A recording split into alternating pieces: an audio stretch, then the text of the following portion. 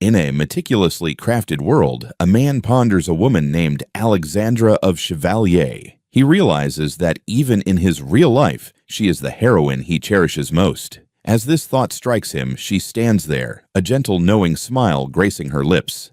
The title of the game is Engage Hazard, or simply Haza. It's a mobile chat-based romance RPG, brimming with adventure, humor, and a variety of unique heroines to meet. In this game, one crucial requirement exists for the protagonist to claim the throne and become king. He must secure the finest fiancée in existence. Before him stands Harold Welly de Havels, the third prince of the de Havels kingdom, a dominant force among the Western realms. This identity isn't his. A different young man dressed in simple pajamas hides his face in despair. He has just come to the shocking realization that he is transformed into Prince Harold, a character infamous for his cunning, vile nature, and utter incompetence. Sitting upright in bed, he is jolted by the revelation. Upon opening his eyes, memories from a past life surge through him, reminiscent of the reincarnation tales he once read. He remembers his previous life as Tachibana Haru. College was a struggle for him, as he found it difficult to socialize and never quite fit in with his classmates. Due to this loneliness, he turned to the 2D realm of gaming. It was during this period that he first encountered Haza. Back in bed, he grapples with his new existence. He admits to being addicted to the game, having spent a fortune on it, but that's not the real issue. The true dilemma is being reborn as Herald of all characters. The heralds of the game fade from memory. Consumed by envy of the original protagonist, he orchestrated a rebellion which ended in failure and execution. A grim realization hits him. Only 3 years remain until the main story unfolds, but with narrowed eyes, he vows to change that fate. Knowing everything about the world of Inasa gives him an advantage. With this knowledge, he believes he can alter his destiny. His expression hardens with determination. He refuses to die like this. Survival is his only option. His resolve extends beyond his own life. A vision of Alexandra of Chevalier, bound and facing a guillotine, flashes in his mind. He swears to save her as well. Later, dressed in princely attire, he gazes at his reflection, feeling uneasy about whether this is truly the right choice. Cheers erupt from 2 maids who clap in delight. They exclaim that the outfit fits him perfectly, claiming His Highness looks more splendid than ever. However, he is far from pleased. He thinks he looks utterly ridiculous and feels uncomfortable, having only worn black in his past life. He sharply commands them to fetch him something black that fits better, deeming the current attire unacceptable. After changing into a more suitable black uniform, he admires his reflection, thinking it looks quite decent. His satisfaction is short-lived when he glances at the clock and reacts in alarm, prompting an attendant to rush forward with something. It is a beautifully patterned handkerchief, offered for him to take. He finds a purpose for it. Spotting a young girl in tears nearby, he approaches her, offering the handkerchief and asking if she is okay, urging her to stop crying. The girl's tears cease, and she gazes up at him with a gentle smile, clutching the handkerchief. As he walks away, he regrets not asking for her name. Just then, someone calls for Prince Harold, and he mutters under his breath, telling them to go ahead as he hurries to catch up. He arrives before his father, the king, apologizing for being late. His gaze is drawn to the young woman standing before him, his princess, Alexandra. He formally introduces himself, expressing his honor at meeting her. His mind races with memories from his past life. He recognizes her instantly. Alexandra of Chevalier, daughter of the Duke, and part of the most influential noble family in the de Havels kingdom. She is one of the heroines in Engage Hazard. She remembers her reputation in the game's narrative. Dubbed the frozen Villainous for her harsh demeanor towards other heroines, her ability scores were considered the lowest, despite being one of the first introduced. Her lack of popularity had severe repercussions. He recalls her tragic fate. If the player doesn't choose her romance route, she and her father face execution for plotting a rebellion. A character popularity poll from his old world confirmed she ranked last among users. Yet, despite all that, he is certain she remains his favorite. There exists a specific path in the game where players can glimpse her true feelings for the protagonist, and he wonders if she might finally notice him.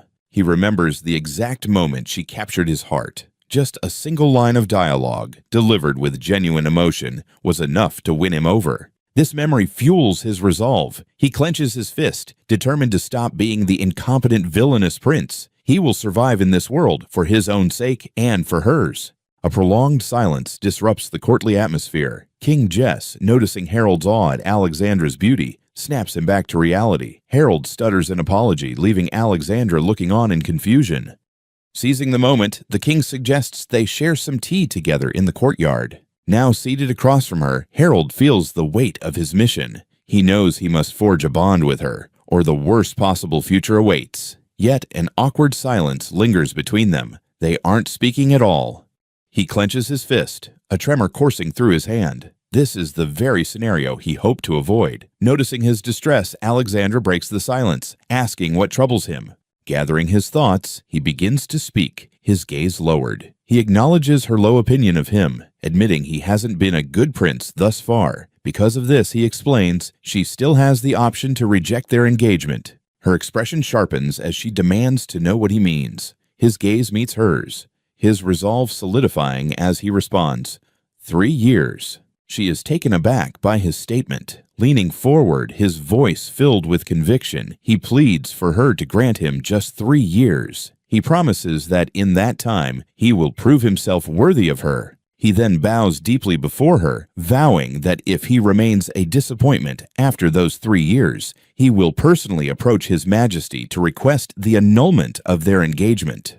His voice strained, he repeats his plea from the floor, begging her to please allow him 3 years. From her seat, Alexandra looks down at his bowed form, her thoughts concealed behind a neutral expression. He looks up, tension etched on his face. After a moment, she replies that she understands. She then states that she will be the one to determine if his feelings are genuine. With her decision made, she gives a silent signal. A maid named Monica appears, acknowledging an order. Alexandra then turns back to Harold, outlining the terms of her test. She will strike him with all her strength, and his task is simply to block it. The sudden challenge leaves him utterly bewildered. His mind races, finding the proposal utterly absurd, but her gaze remains steady, and she directly challenges him, asking if his hesitation means he is willing to dismiss his earlier resolve as mere pretense. Her words hit home. Moments later, he stands ready with a sword and shield, his face set in grim determination. Across from him, Alexandra's stern expression softens into a gentle smile as she thanks him for accepting. He steadies his shield, his mind racing. It will be fine. She instructed him to block it. He knows he might not be able to strike back, but he is confident he can withstand a single blow. With renewed determination, he affirms his resolve. Alexandra raises her blade, her expression serious as she prepares to commence the test. The attack comes in a flash, far quicker than he anticipated. His shield shatters under the immense force, and the impact sends him staggering back to his knees, his sword clattering to the ground. Before he can recover, Alexandra looms over him, her foot pressing down on his shoulder. He gazes up in a daze, his eyes widening as he notices something new. Her eyes are glowing red. He can't recall ever witnessing that before. Despite his confusion, he concedes defeat, acknowledging Her Highness's unwavering resolve. A faint blush colors her cheeks as she smiles. She formally introduces herself as Alexandra of Chevalier, expressing her anticipation for what Prince Harold will accomplish in the next 3 years. Stunned and flustered, he can only manage a stammered thank you.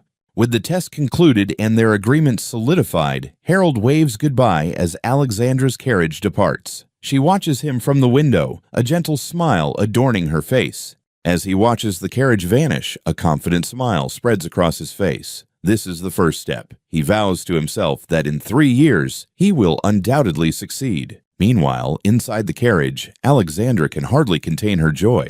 She has done it. Finally, she celebrates inwardly, recalling how she has harbored feelings for the prince since that fateful day. And now, she is actually engaged. Her maid, Monica, gently interrupts her celebration. Addressing her as Odusoma, she advises Alexandra to remember to act wisely, even though she understands her happiness now that the engagement with Prince Harold has gone smoothly. Alexandra's giddy expression suggests that secretly asking for the engagement was well worth the effort. Alexandra pouts, asking if she can't have a little leeway. Monica's expression remains firm as she acknowledges the truth in her mistress's feelings, but insists that Alexandra understands her point. The maid then points out an undeniable fact. Alexandra's face is incredibly flushed. This observation catches the princess completely off guard. Monica's observation catches her off guard. Her eyes had briefly turned crimson during the earlier match. The teacher presses the matter, warning that if Prince Harold learns the truth about her eyes, her hard-earned engagement could be jeopardized. Monica suggests she should be more careful and wonders why she can't at least smile at the prince.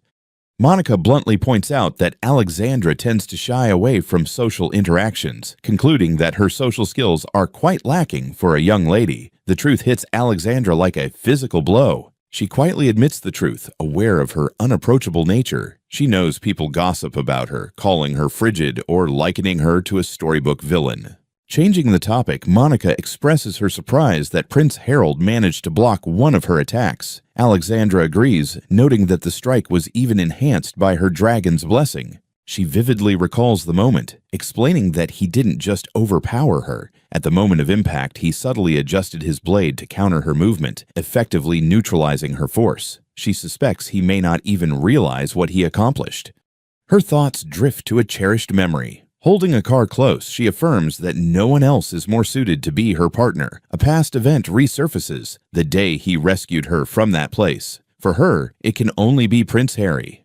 Meanwhile, in his chambers, Prince Harold contemplates his future. He knows this world has a battle game mode, but he realizes that if he were to fight now, he would surely perish. He grimaces, recalling his demand for a 3-year engagement with Alexandra. He admits it was merely an attempt to appear impressive. The truth is, his ability scores are severely unbalanced. All of Harold's skills are light attribute, while he himself possesses a dark attribute. To make matters worse, his physical abilities are abysmal. His only advantage is a massive pool of 999 skill points necessary to activate any of his abilities. He considers his situation. While his princely form, Harold, has great potential, the real question is how his other self, Tachibana Haru, will train his body. Haru, on the other hand, has more immediate concerns.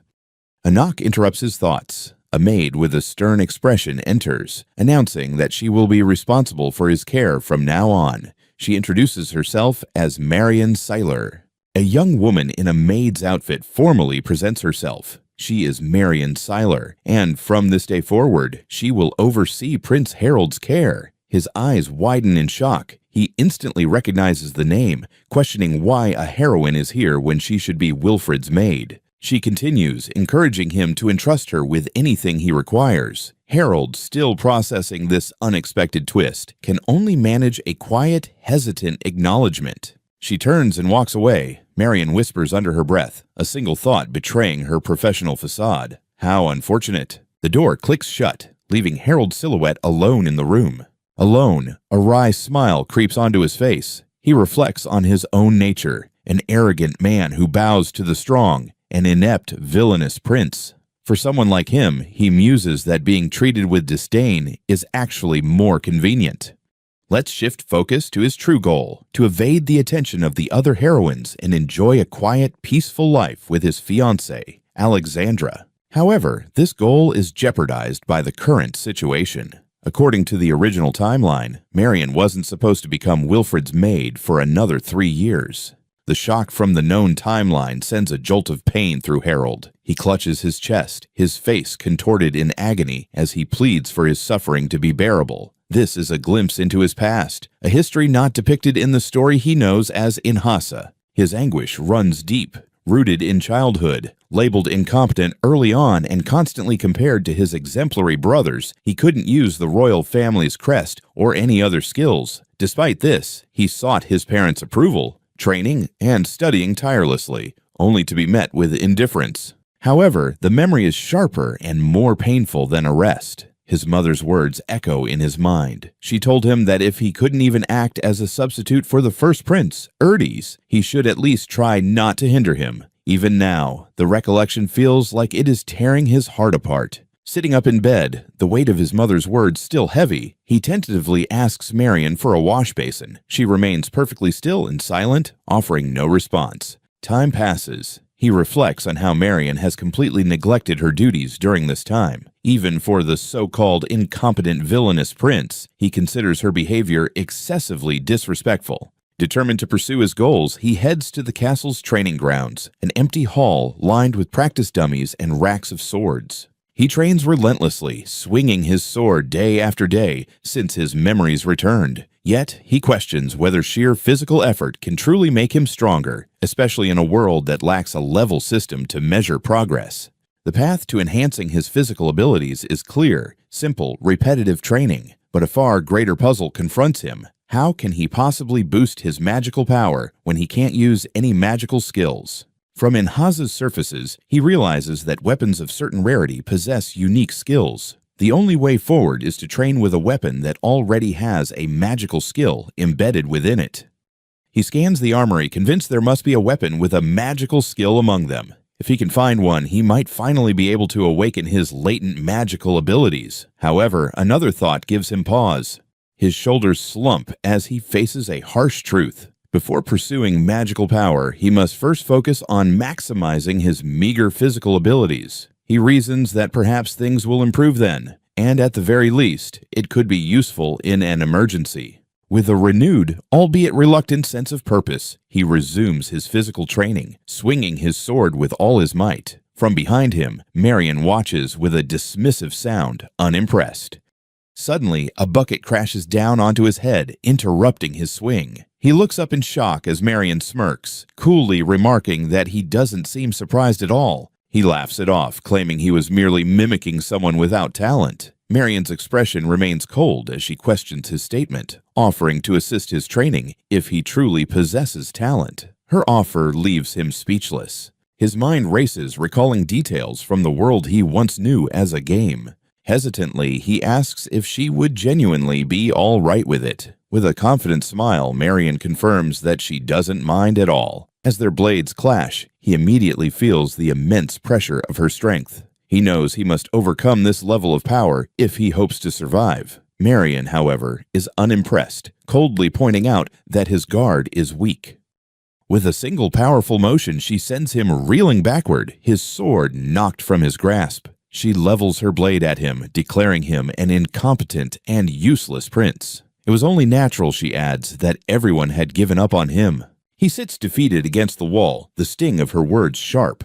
He acknowledges the truth within himself. The Prince Herald of this world is indeed weak, talentless, and incapable of using a single skill. But that was the original Herald, not him, Tachibana Haru. He refuses to remain idle like his predecessor. For that very reason, he cannot give up. Just as his resolve strengthens, another maid steps between them, telling Marion that she has gone too far. The newcomer, Monica Ashton, then turns and introduces herself, announcing that she will be Highness's personal maid from today.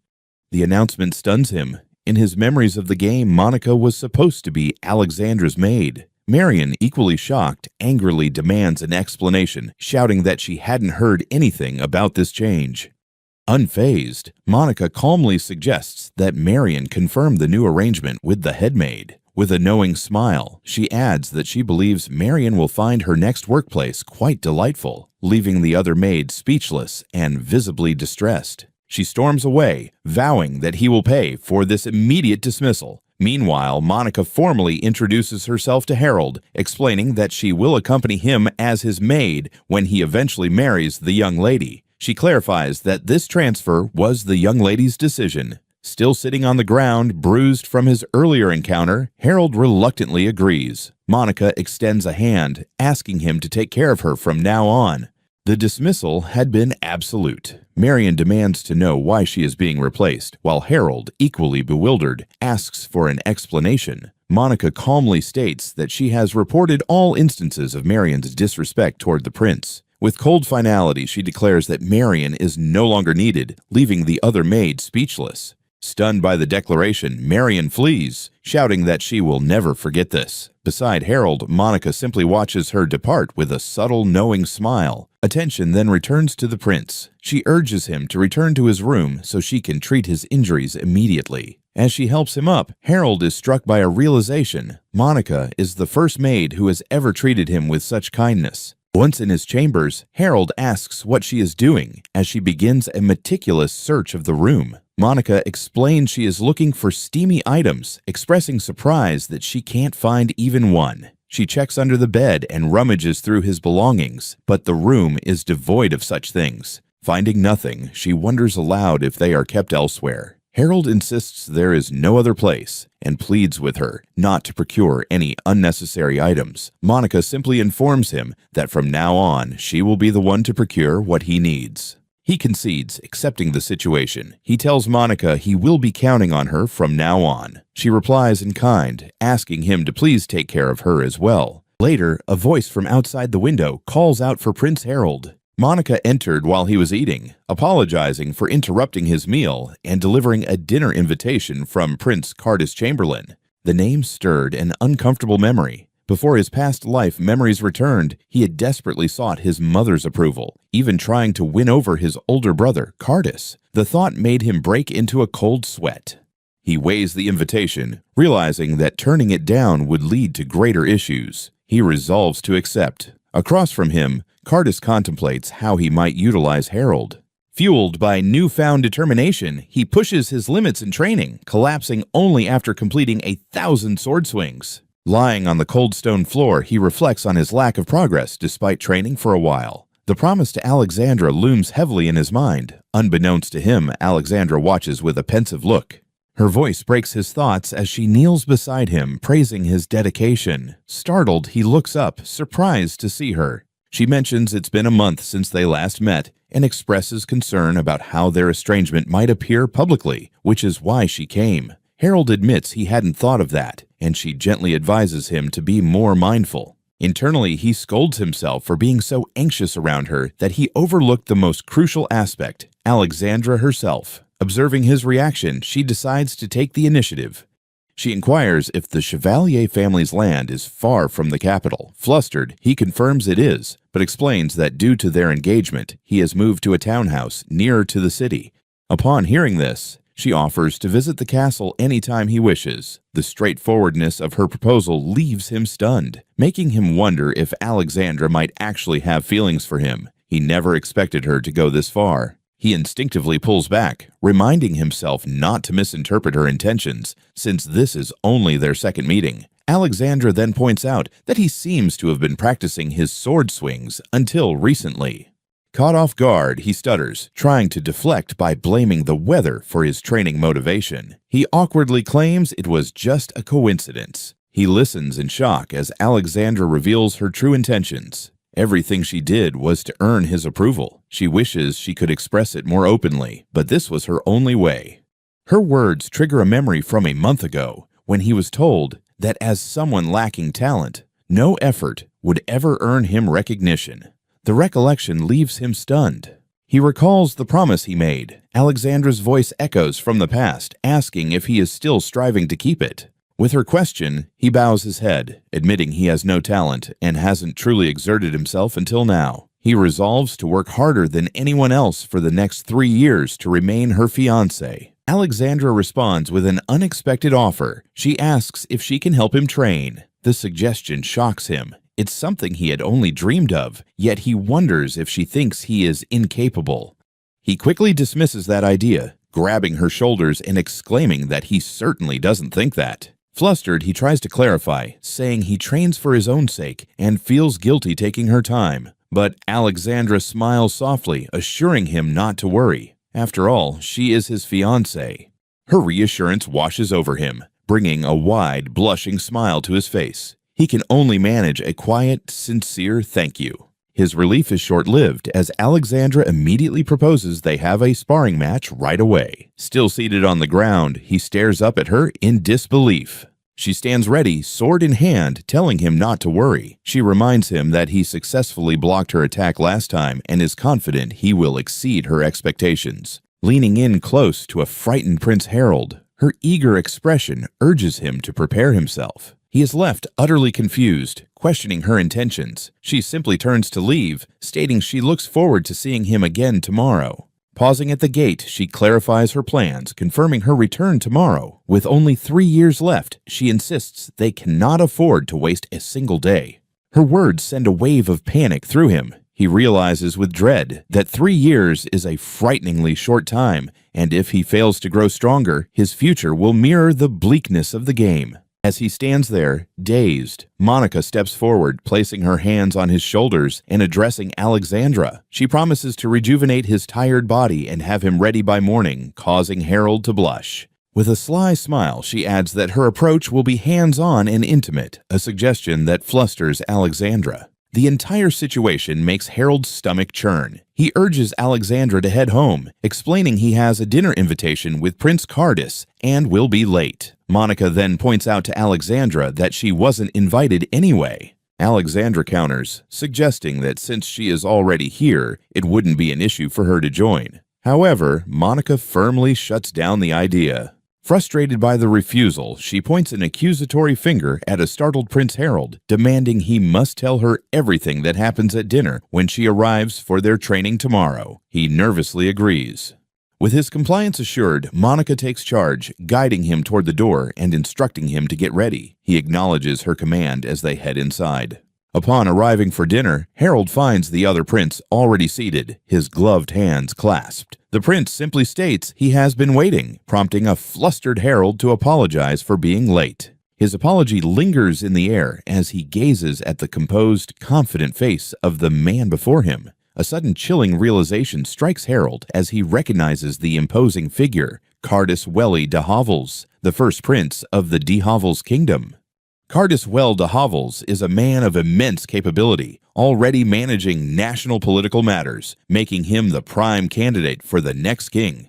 Despite the great power he wields through the crest of the Hovels, he is cold and devoid of humanity, a clear obstacle for his younger brother. Harold is seen as a useless little brother, yet he once tried to act as Cardis's flunky desperate for acknowledgement. He believed that if Cardis became king, his mother would finally be recognized for who she truly was, not just a concubine, just a dream, a memory of the past. Now, in the present, Harold is bewildered. His older brother wants to have dinner with him, something that has never happened before. He questions the sudden invitation.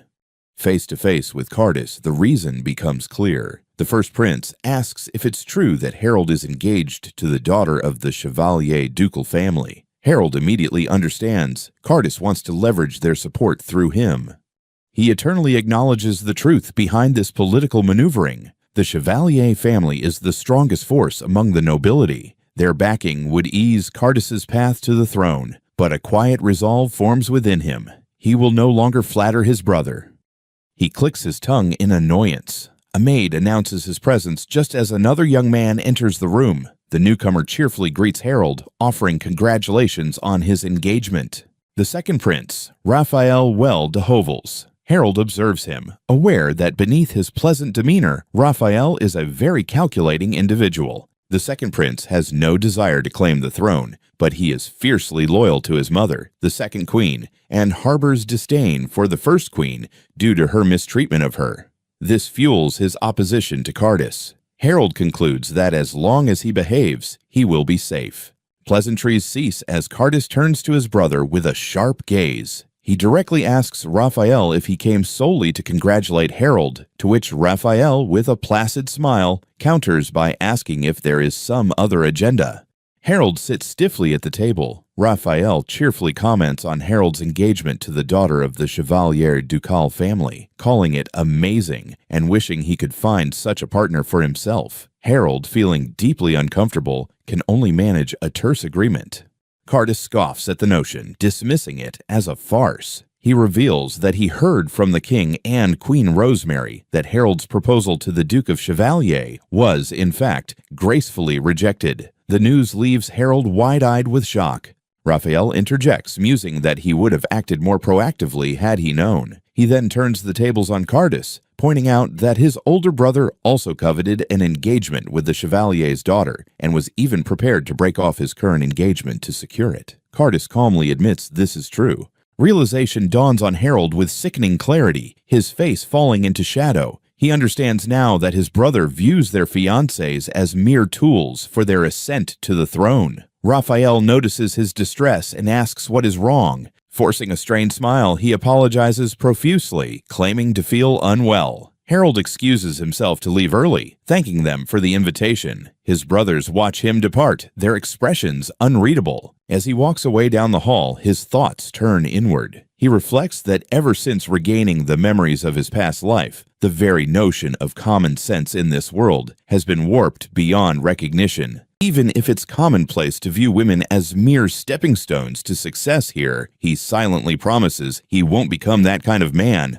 A painful memory resurfaces. In the game world, Harold, yearning for his mother's and brother's approval, had hurt his dear Alexandra. Her pained image, clutching her chest, flashes in his mind. He clenches his fist, reinforcing his determination. He will resist that fated path, not just for himself, but for the one he loves. He refuses to witness that sorrowful look on Alexandra's face again. As he prepares to leave, a voice calls out, "Big brother!" It's the fourth prince, Wilfred Well de Hovels. Harold instantly recognizes him as the protagonist of Engage Hazard, the one forsaken by God. He bears another, less flattering title, the Tainted Prince, a label given due to his mother being the king's mistress. Wilfred approaches Harold, mentioning he heard about the engagement and came to extend his congratulations. Harold, taken aback, wonders if his brother has lost his mind, recalling how he had tormented Wilfred as the inept, villainous prince. His brother beams, affirming his congratulations. The unexpected warmth sends Harold into a panic, questioning if this is some hidden reconciliation route from a game he missed. The sight of the woman behind Wilfred jolts him with realization. It's Marion, now serving as Wilfred's maid. Harold finally understands her previous anger towards him. He notes that Marion's attitude has completely shifted since her time serving him. He reflects that people treat Wilfred even worse than they treated him. Naturally, a heroine would gravitate towards the protagonist. Wilfred interrupts his thoughts, thanking Harold for Marion.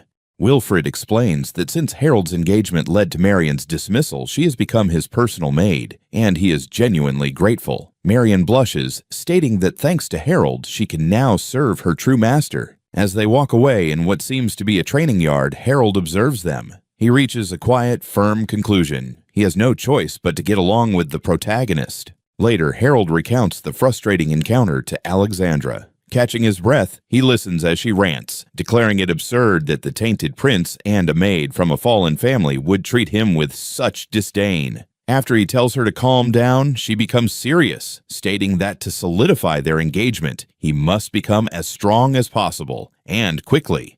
She proposes that finding a weapon better suited to him should be his top priority. Harold ponders this. In the game, his original weapon was a spear, but now he has chosen a different path. He will wield a shield. She announces that after much contemplation, he has decided on a shield. Alexandra listens, her expression thoughtful as she processes his unconventional choice. As Harold explains his reasoning, he recalls that in the game, in Hasa, the shield was a weapon for characters with low defense who relied on magic. However, the true reason for his choice is much simpler. His most cherished person had praised him for it.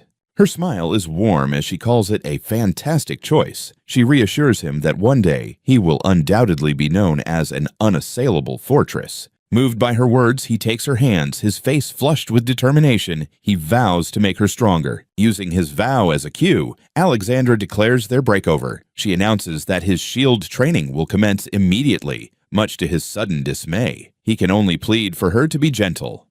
3 months of intense training pass. Harold lies on the ground, utterly exhausted, gasping for air. Alexandra, though winded herself, praises his significant improvement, stating that with his current skills, no ordinary person could inflict even a single wound on him.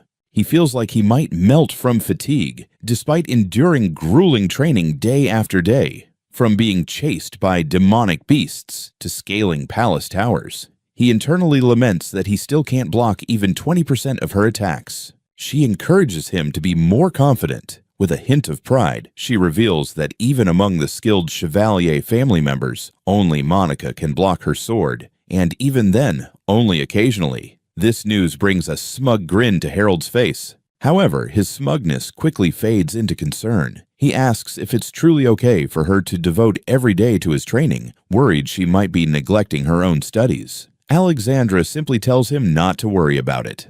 He presses the issue, reminding her not to underestimate a former college student, referencing his past life's knowledge about the importance of academics. Caught off guard, she can only agree hesitantly.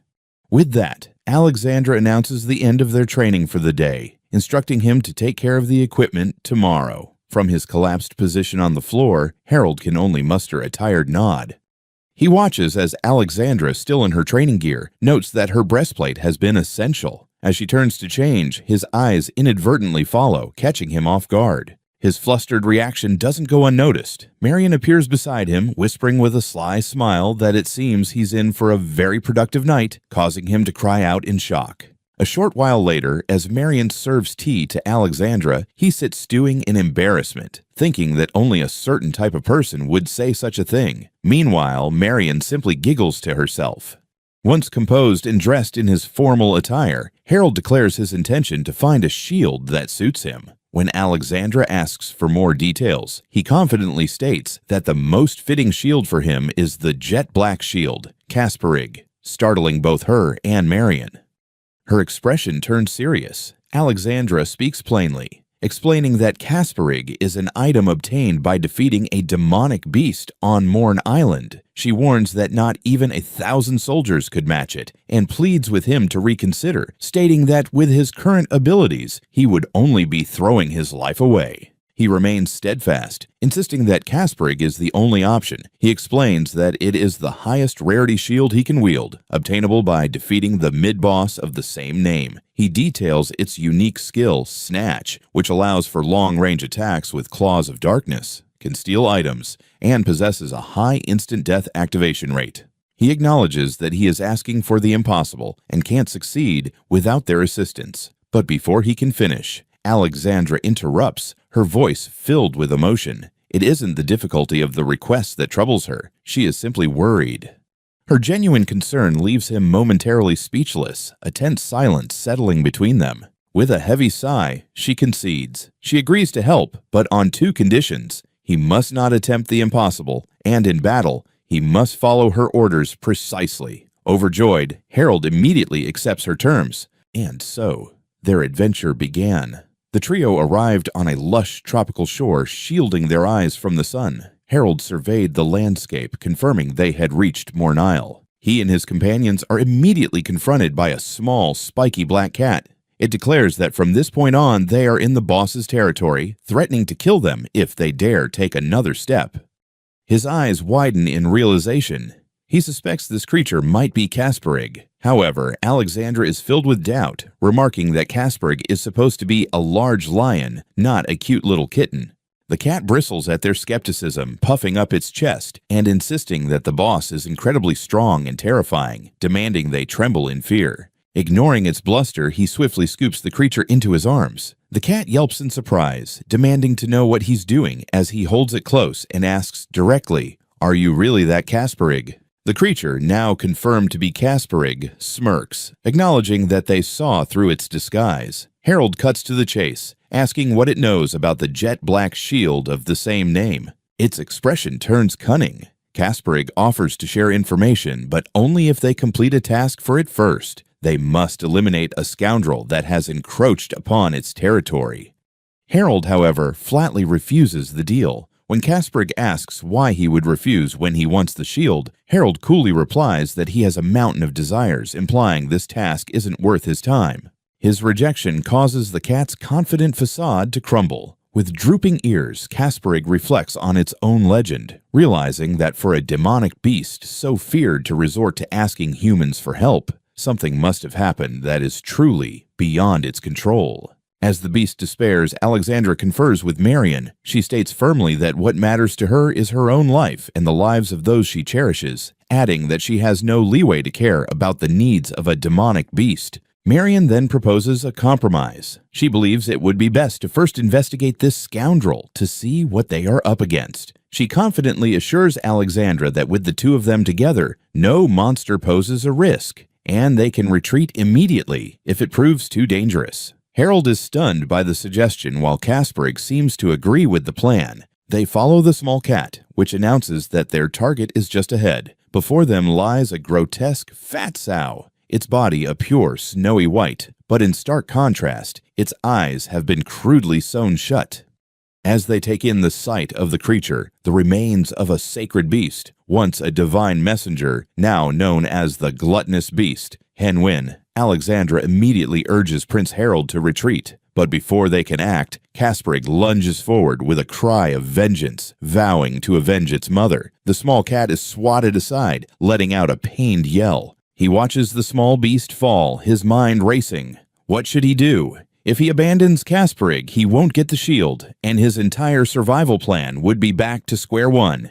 Yet he realizes he has one more plan left, one that doesn't rely on the shield at all. He knows it would have been easier to give up and simply go along with the flow as he had before, but for that very reason, he makes his choice. Stepping forward, Harold roars at the massive sow, demanding it remove its filthy foot from Kasparig. The chaotic battle against the monstrous sow, Hen Wen, rages on. Prince Harold braces with his shield against the beast's immense form, while Alexandra strikes from the side. Above them, Marion is flung through the air, a testament to the creature's raw power. One lets out a guttural roar, and Alexandra pauses, a soft smile on her face. She reflects that Harold's actions were not bravery, but sheer recklessness. Yet, she admits to herself that it's precisely this side of him that she loves, calling him a hopelessly awkward person. Marion sighs in frustration, lamenting her service to such a master. Flustered by their closeness and remarks, Harold's attitude shifts. He pulls Kasparig close, determination blazing in his eyes, vowing they will take down the pig together. It's their turn now, urging Kasparig to move forward. Harold charges ahead, shield raised, knowing from experience that Hen Wen's strikes are powerful. Having faced Alexandra's rapid strikes daily, he finds the beast's movements sluggish. All he needs to do is block and wait for a chance. From afar, both Alexandra and Marion watch, agreeing the creature is indeed slow. The beast bellows, swinging a massive leg. Marion shouts a warning. Harold intercepts, declaring he won't let the attack through. The impact slams into his shield with tremendous force, sending him flying back with a cry. He lands hard, groaning. Alexandra rushes to him, asking if he's okay. He assures her he is, but admits Grimace gear has reached its limit. Seeing this, Marion decides to confront the beast herself. He realizes he can block the strikes but lacks the strength to endure the impact without being thrown. He needs a stronger defense. If only he could use the jet black shield. His gaze lands on Kasparig. He looks intently at the cat, gently patting its head. With a serious tone, he states, "I am Harold, not just a human." He makes his formal introduction, desperation in his eyes. "Hey, where's the jet black shield, Kasparig?"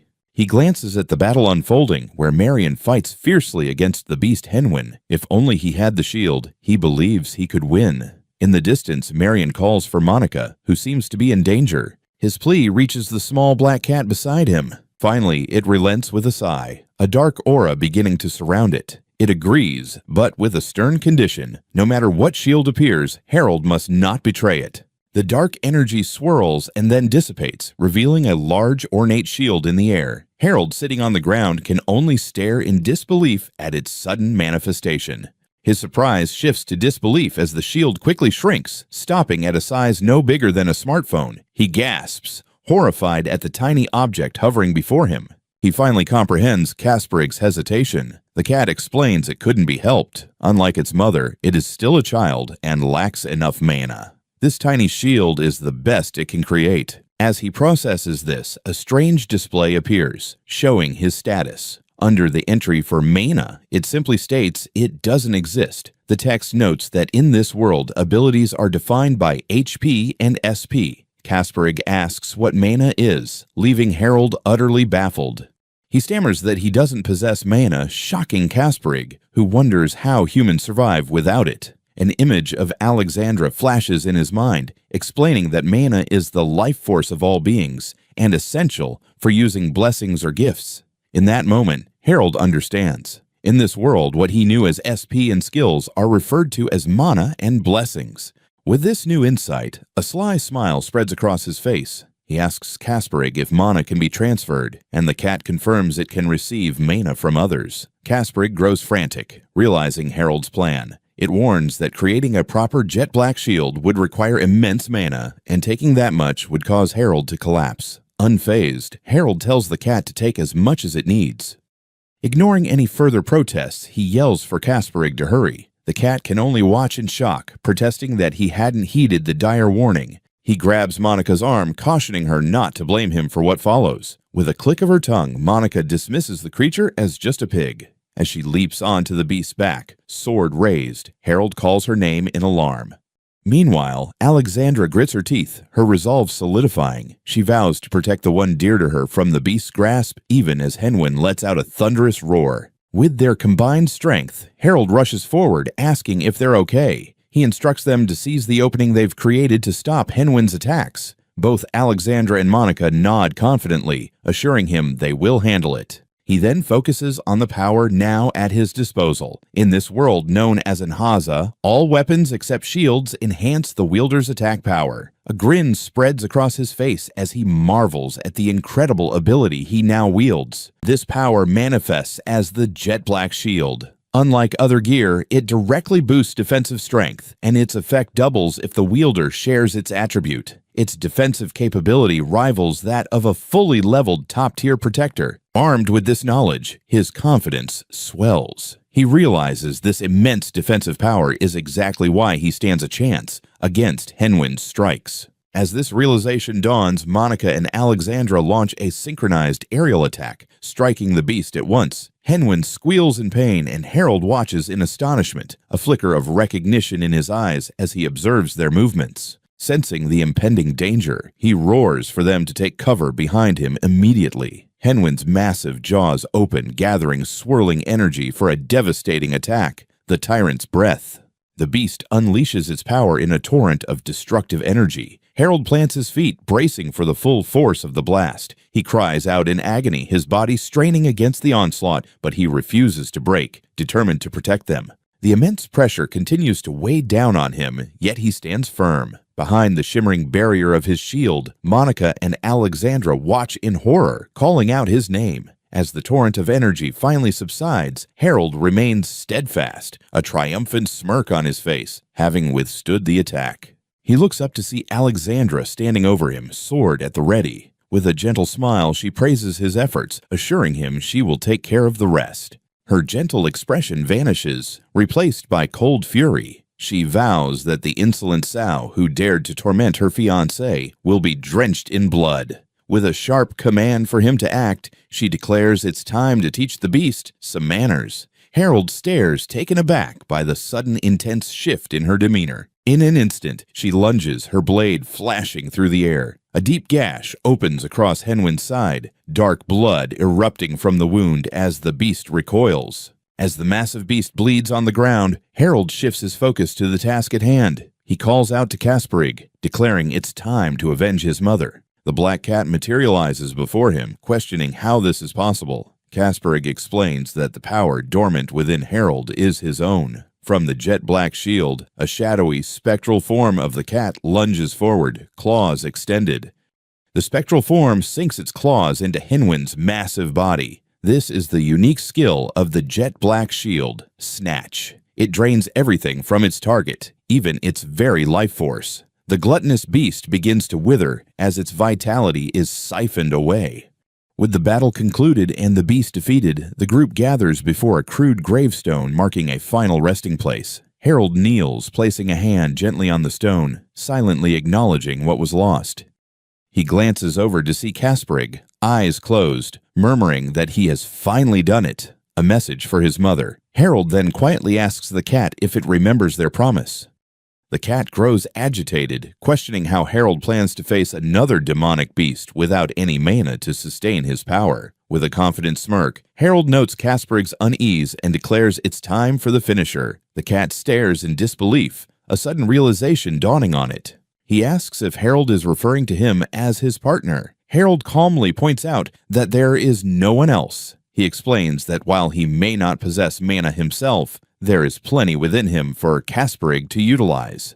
He continues, a confident smile spreading across his face as he poses a question to the stunned Kasperig. Didn't this mean that together they could become even stronger? With a playful wink, he adds that besides, Kasparig is the only weapon he can truly wield.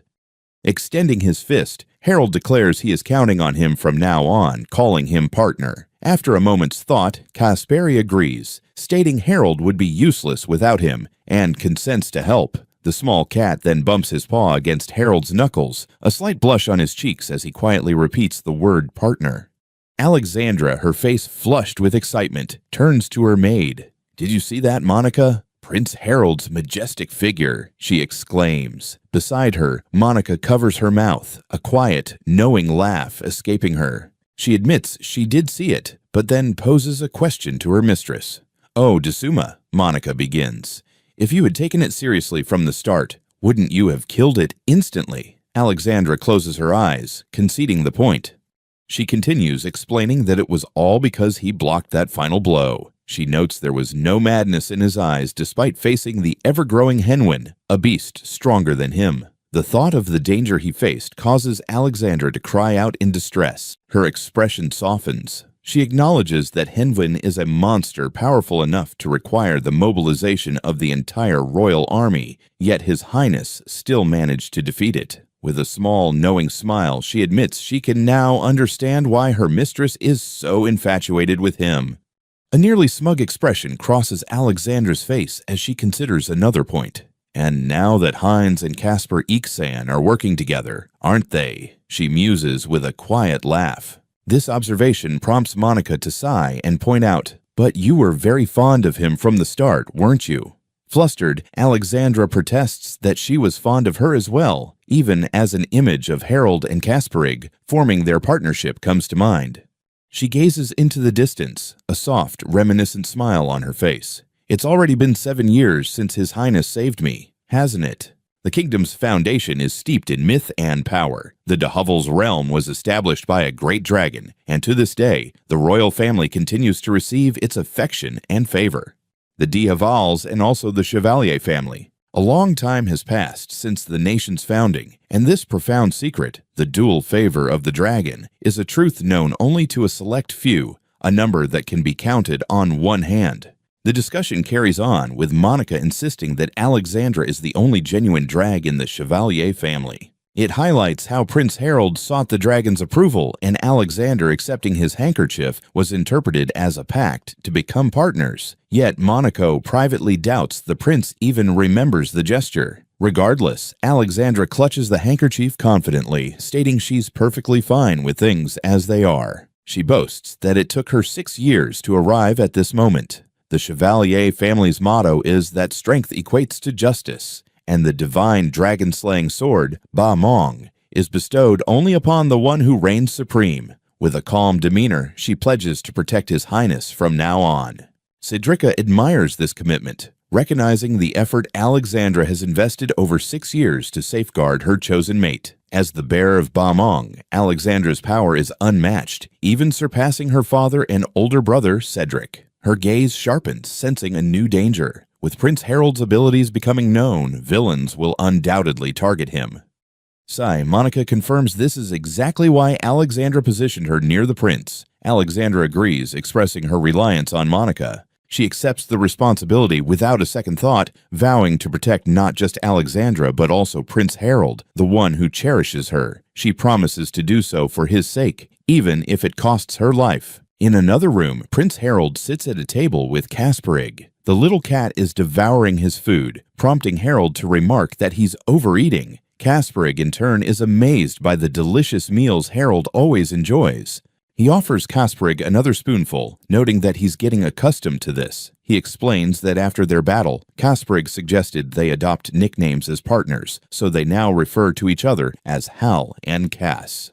However, this development has left Alexandra feeling deeply unsettled. Jealousy courses through her, her face shrouded in shadow, furious that Kasparig managed to nickname Prince Harold before she, his fiancée, had the chance. Barrow remembers how Alexandra sulked over the nicknames, then corrects himself mentally, noting he now calls her Xandra. He reflects on how incredibly cute she is, no matter how many times he recalls that moment. Nearby, Alexandra pouts, puffing out her cheeks, while Monica watches with a smile.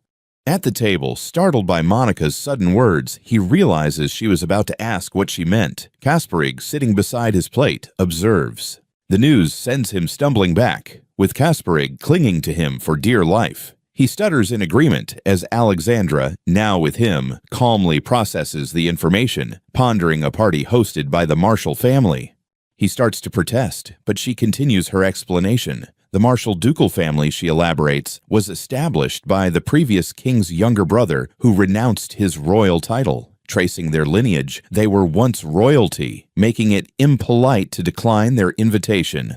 Despite her reasoning, he throws his head back in despair, lamenting that he doesn't want to attend. His main fear is running into Cardis there. The situation is further complicated by a crucial detail. Frederica, the eldest daughter of the Marshall family, is also Cardis's fiancée. She then shyly reveals that she too has received an invitation. It seems the Marshalls wish to meet them together now that their engagement is public. With determination, she expresses her excitement to meet her future siblings-in-law, much to his astonishment. He slowly begins to grasp the situation, so that's what this is about. He murmurs, realizing it's only natural for them to be curious, considering they are all expected to live together in the royal palace as family. Noticing his contemplation, Alexandra inquires about his decision. As he weighs his options with arms crossed, she makes her stance clear. She firmly states they should attend. More than just a social obligation, she wants to ascertain what kind of person Frederica truly is. Harold's mind races, his face turning crimson. He panics, processing the situation. Xandra is inviting him to a party, wanting him as her escort. The thought of it being a date sends him spiraling into flustered chaos. He struggles to form a coherent sentence, stammering as he attempts to ask if she would like to accompany him. Overwhelmed yet resolute, he decides to push through his nervousness and simply say. In response to his hesitation, Alexandra firmly takes his hands, her own face reddening as she insists they must go together. Harold can only manage a timid agreement. Internally, Alexandra scolds herself for her awkward invitation, calling herself foolish. Dressed in his formal princely attire, Harold stands beside a waiting carriage. A worried expression crosses his face as he wonders if this is truly acceptable. In the background, Monica announces her departure. By the open carriage door, a voice calls out his name, halting him in his tracks. He turns, eyes wide and face still flushed with nervous anticipation.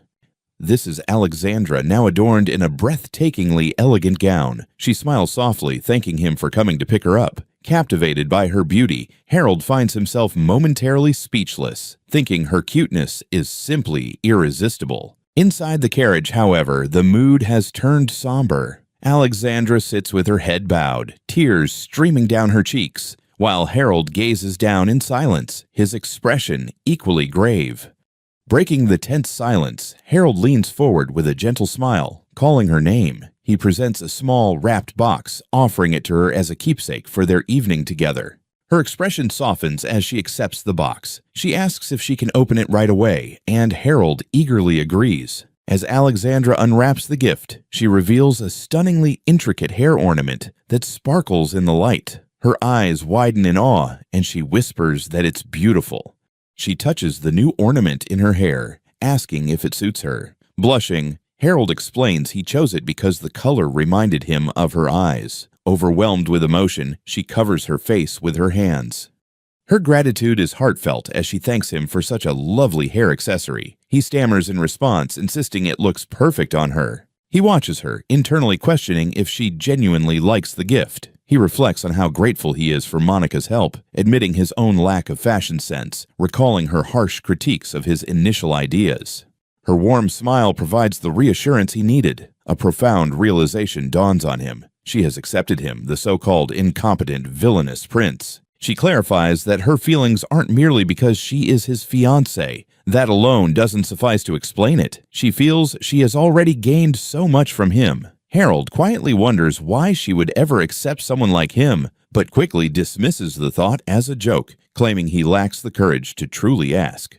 Their intimate moment is interrupted as she announces their arrival. With a small smile, she requests he take her hand, and he complies with a quiet "thank you." They step into a grand hall teeming with guests. Harold notes that, as expected of the Marshall family, the guest list is quite extensive. Around them, other attendees begin to murmur, speculating about the identity of the mysterious person accompanying the princess. His gaze sweeps across the room and lands on a familiar face. He is taken aback to see the fourth prince, Wilfred, and wonders what could have brought him here. Noticing his sudden tension, Alexandra asks if something is wrong. He reassures her, suggesting there's no need to engage with Wilfred. He promises that if his brother says anything, he'll simply let it slide, so she shouldn't worry. Just then, an attendant announces the entrance of the first prince, Cardis, and Frederica Marshall. Frederica, the woman, is revealed to be one of the heroines from Enhaza, and Harold internally marvels at her beauty. Alexandra misinterprets his gaze, assuming he has a preference for such women, a notion he quickly denies. Frederica approaches them, thanking them for attending before turning her full attention to Alexandra, expressing her delight at finally meeting her.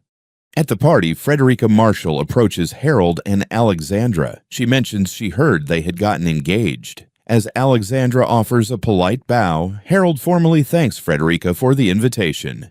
She remarks on the technology involved, stating that Alexander managed to get engaged to a truly wonderful person. It's all thanks to her. However, her expression shifts into a malicious smile as she adds that seeing how rude Harold was to her earlier makes her feel inclined to be a bit mean. Alexandra flinches at the sudden change in tone. With a laugh, she excuses herself, claiming to be in the midst of greeting another guest. As she departs, Harold mutters a quiet thanks, prompting a puzzled Alexandra to ask what he is grateful for. Their conversation is interrupted by a new voice. Monica, standing beside the fourth prince, Wilfred, addresses Harold casually as Big Brother Harold. He turns to face them, bluntly asking what they want. Wilfred smoothly replies that he spotted Harold from a distance and simply came to extend his greetings. Dismissively, Harold tells him to enjoy the party and not to mind him, but Monica urges him to stay. Wilfred leans in closer, a sly smile on his face, and pointedly asks if Harold isn't the least bit curious about why he was invited. Harold, looking annoyed, insists he has no particular curiosity and attempts to lead Alexandra away. This atmosphere prompts Alexandra to step in. Looking downcast, she asks Harold to excuse her for a moment, stating she needs to freshen up. Wilfred and Monica watch her leave with unreadable expressions. He agrees to her request as she walks away. Internally, Harold notes with concern that Alexandra's mood has clearly shifted since Wilfred's arrival. He continues to ponder the situation, acknowledging that she has always been hard to read. A troubling thought crosses his mind. Could she fall for Wilfred, just as she did in Enhaza? His thoughts are interrupted by the arrival of yet another brother. Cardis immediately questions him, casually asking if he's aware that their other brother, Wilfred, is also present. Before Harold can fully react, Cardis laughs and reveals a surprising truth. The king himself had requested he bring Wilfred into his faction. This revelation visibly shocks him. Cardis continues, explaining that His Majesty was concerned about Wilfred's situation, noting that he lacks a proper place in the palace. He outlines the political maneuvering, clarifying that the king can't openly back Wilfred due to Alexander's mother. Thus, Cardis was chosen as a shield, ensuring Wilfred's safety from any threats. Curtis mentions that the gathering aims to announce this new arrangement. He then questions Harold, noting his unusually delayed response to the Marshall family's invitation, assuming Harold was already aware. Leaning in, he whispers that Harold must start looking after their unfortunate little brother, as it's his responsibility. With a final goodbye, he turns to leave. As his brother leaves, Harold's gaze shifts to Alexandra, who calls out to him. He notices her pale complexion as her maid, Monica, inquires if something is amiss. A whirlwind of thoughts reveals their shared bewilderment regarding the king's intentions. Back in the present, Alexandra directly asks how he intends to engage with Wilfred moving forward. Internally, Harold has already decided he will do nothing. His face obscured by shadows, he resolves that whatever his brother and Wilfred do is irrelevant to him. He wants no part of it, ever. He bitterly recognizes this feeling as jealousy, rationalizing that it's only natural for Alexandra to favor the story's hero. He resolves that this is the only path he can take.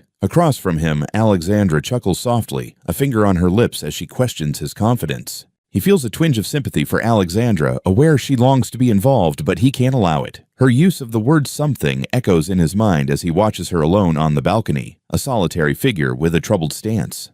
With confusion rising, he cautiously asks if she has any sort of connection with Wilfred. Instantly, Alexander's expression hardens. She admits that Wilfred is the person she loathes most, stating that even tearing him apart wouldn't quench her hatred.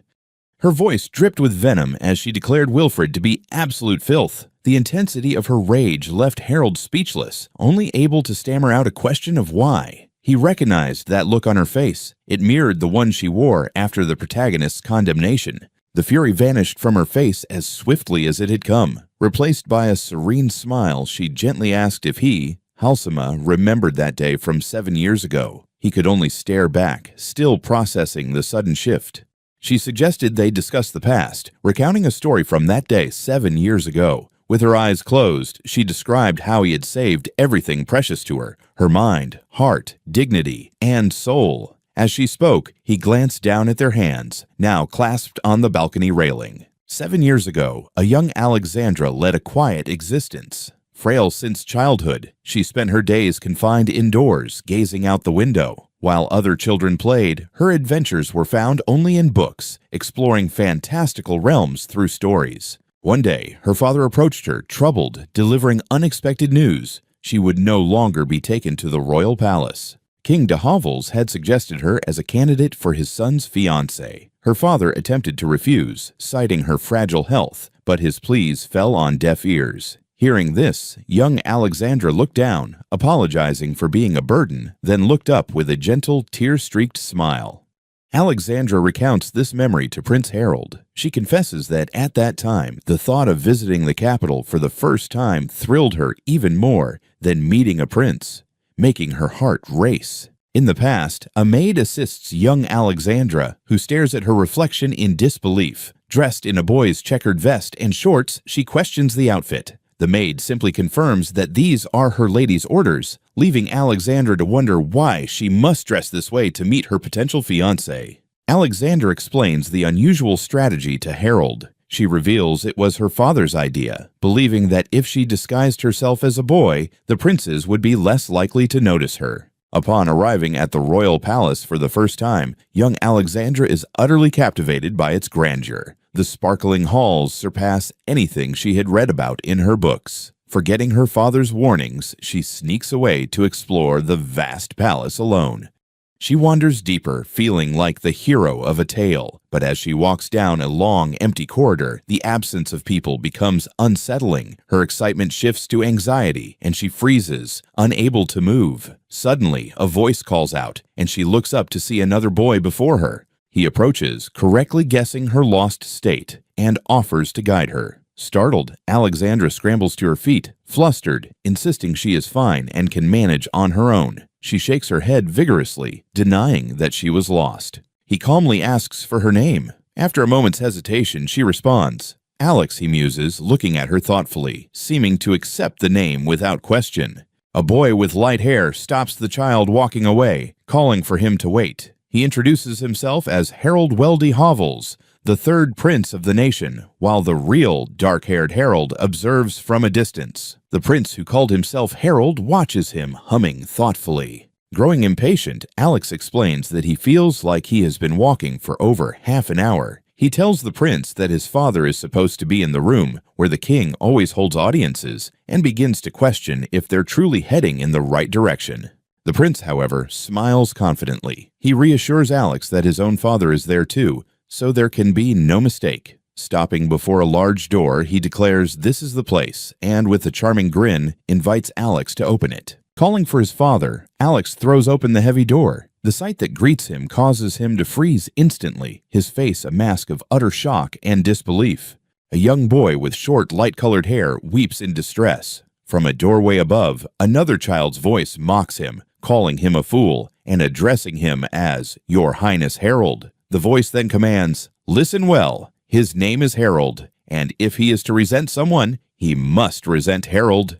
He pleads against a heavy wooden door for it to be opened. Realizing he's been deceived, he collapses in tears, crying out that this was not meant to be a game and that he hates princes. In a dark room, he wonders what to do. Crawling toward a sliver of light beneath a curtain, he calls out to see if anyone is there, desperately pleading for help.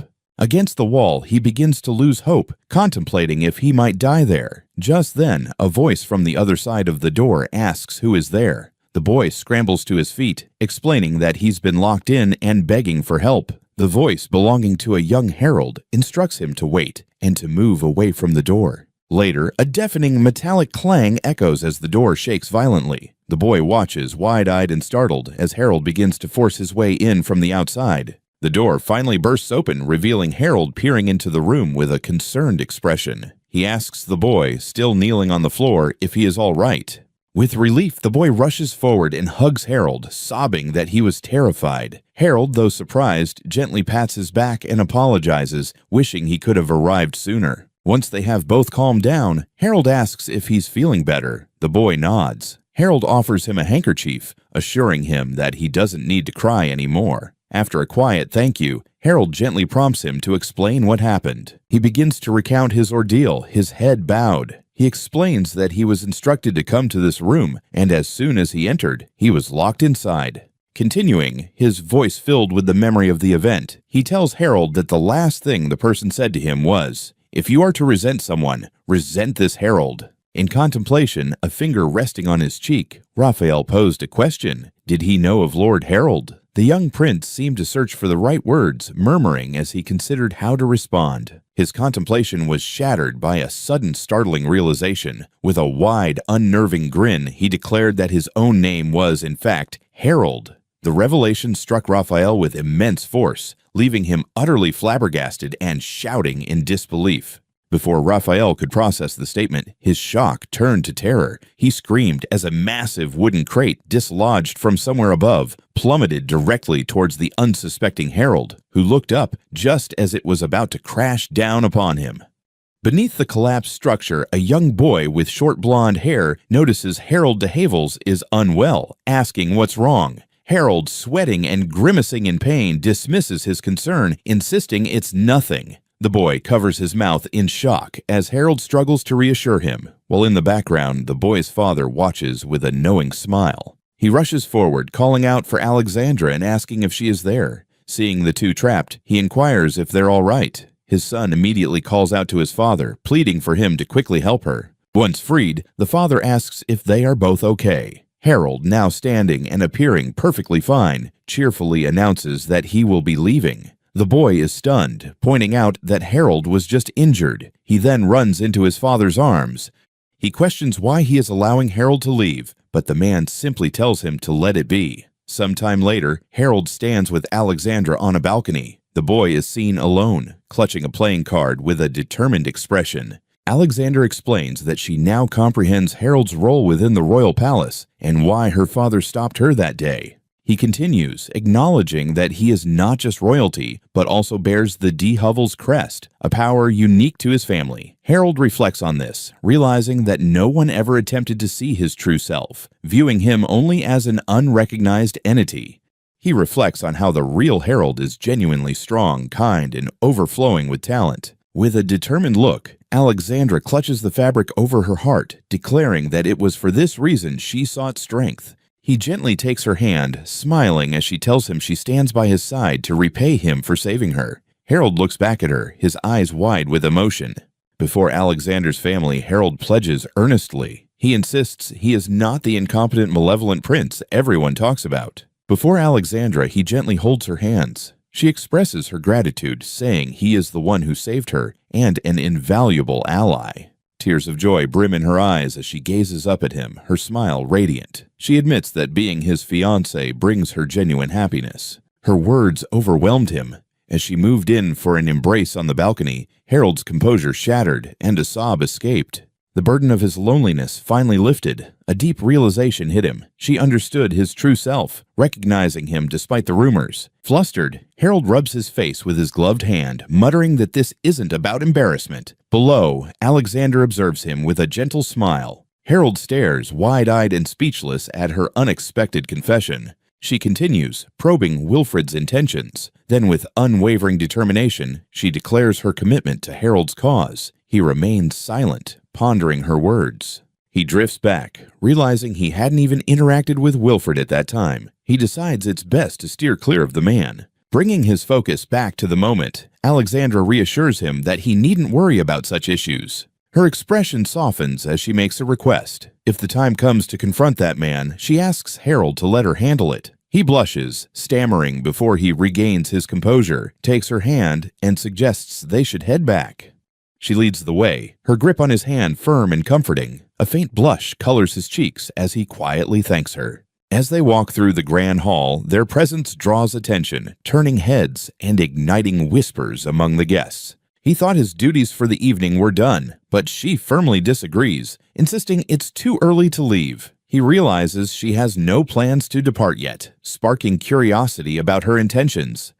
He suggests that if they are to linger longer, they should visit the royal palace afterward. He wants to discuss the day's events with Monica and Kasparig. Alexandra is taken aback by the idea. Alexander reacts with surprise. She agrees they must return immediately, urging him to follow her. He responds to her urgency, desperately trying to stop her, insisting they can't leave without informing the host. She seems to think they lack time for such formalities. His gaze drifts across the crowded room, locking onto a familiar sight, his brothers Wilfred and Raphael alongside Monica and Mary. The group is laughing together, Wilfred boisterous, Raphael smirking, and Marion stifling a giggle. Harold watches, his expression darkening as he murmurs in understanding. Suddenly, he feels a tug on his cape and hears Kasparig calling his name. Looking down, he sees the small cat asking if he's finally free from the party, telling him not to wear such a grim expression. Kasparig notes it's the first time he's seen Harold with Alexandra, remarking that for someone on a mission, he seems to be enjoying himself.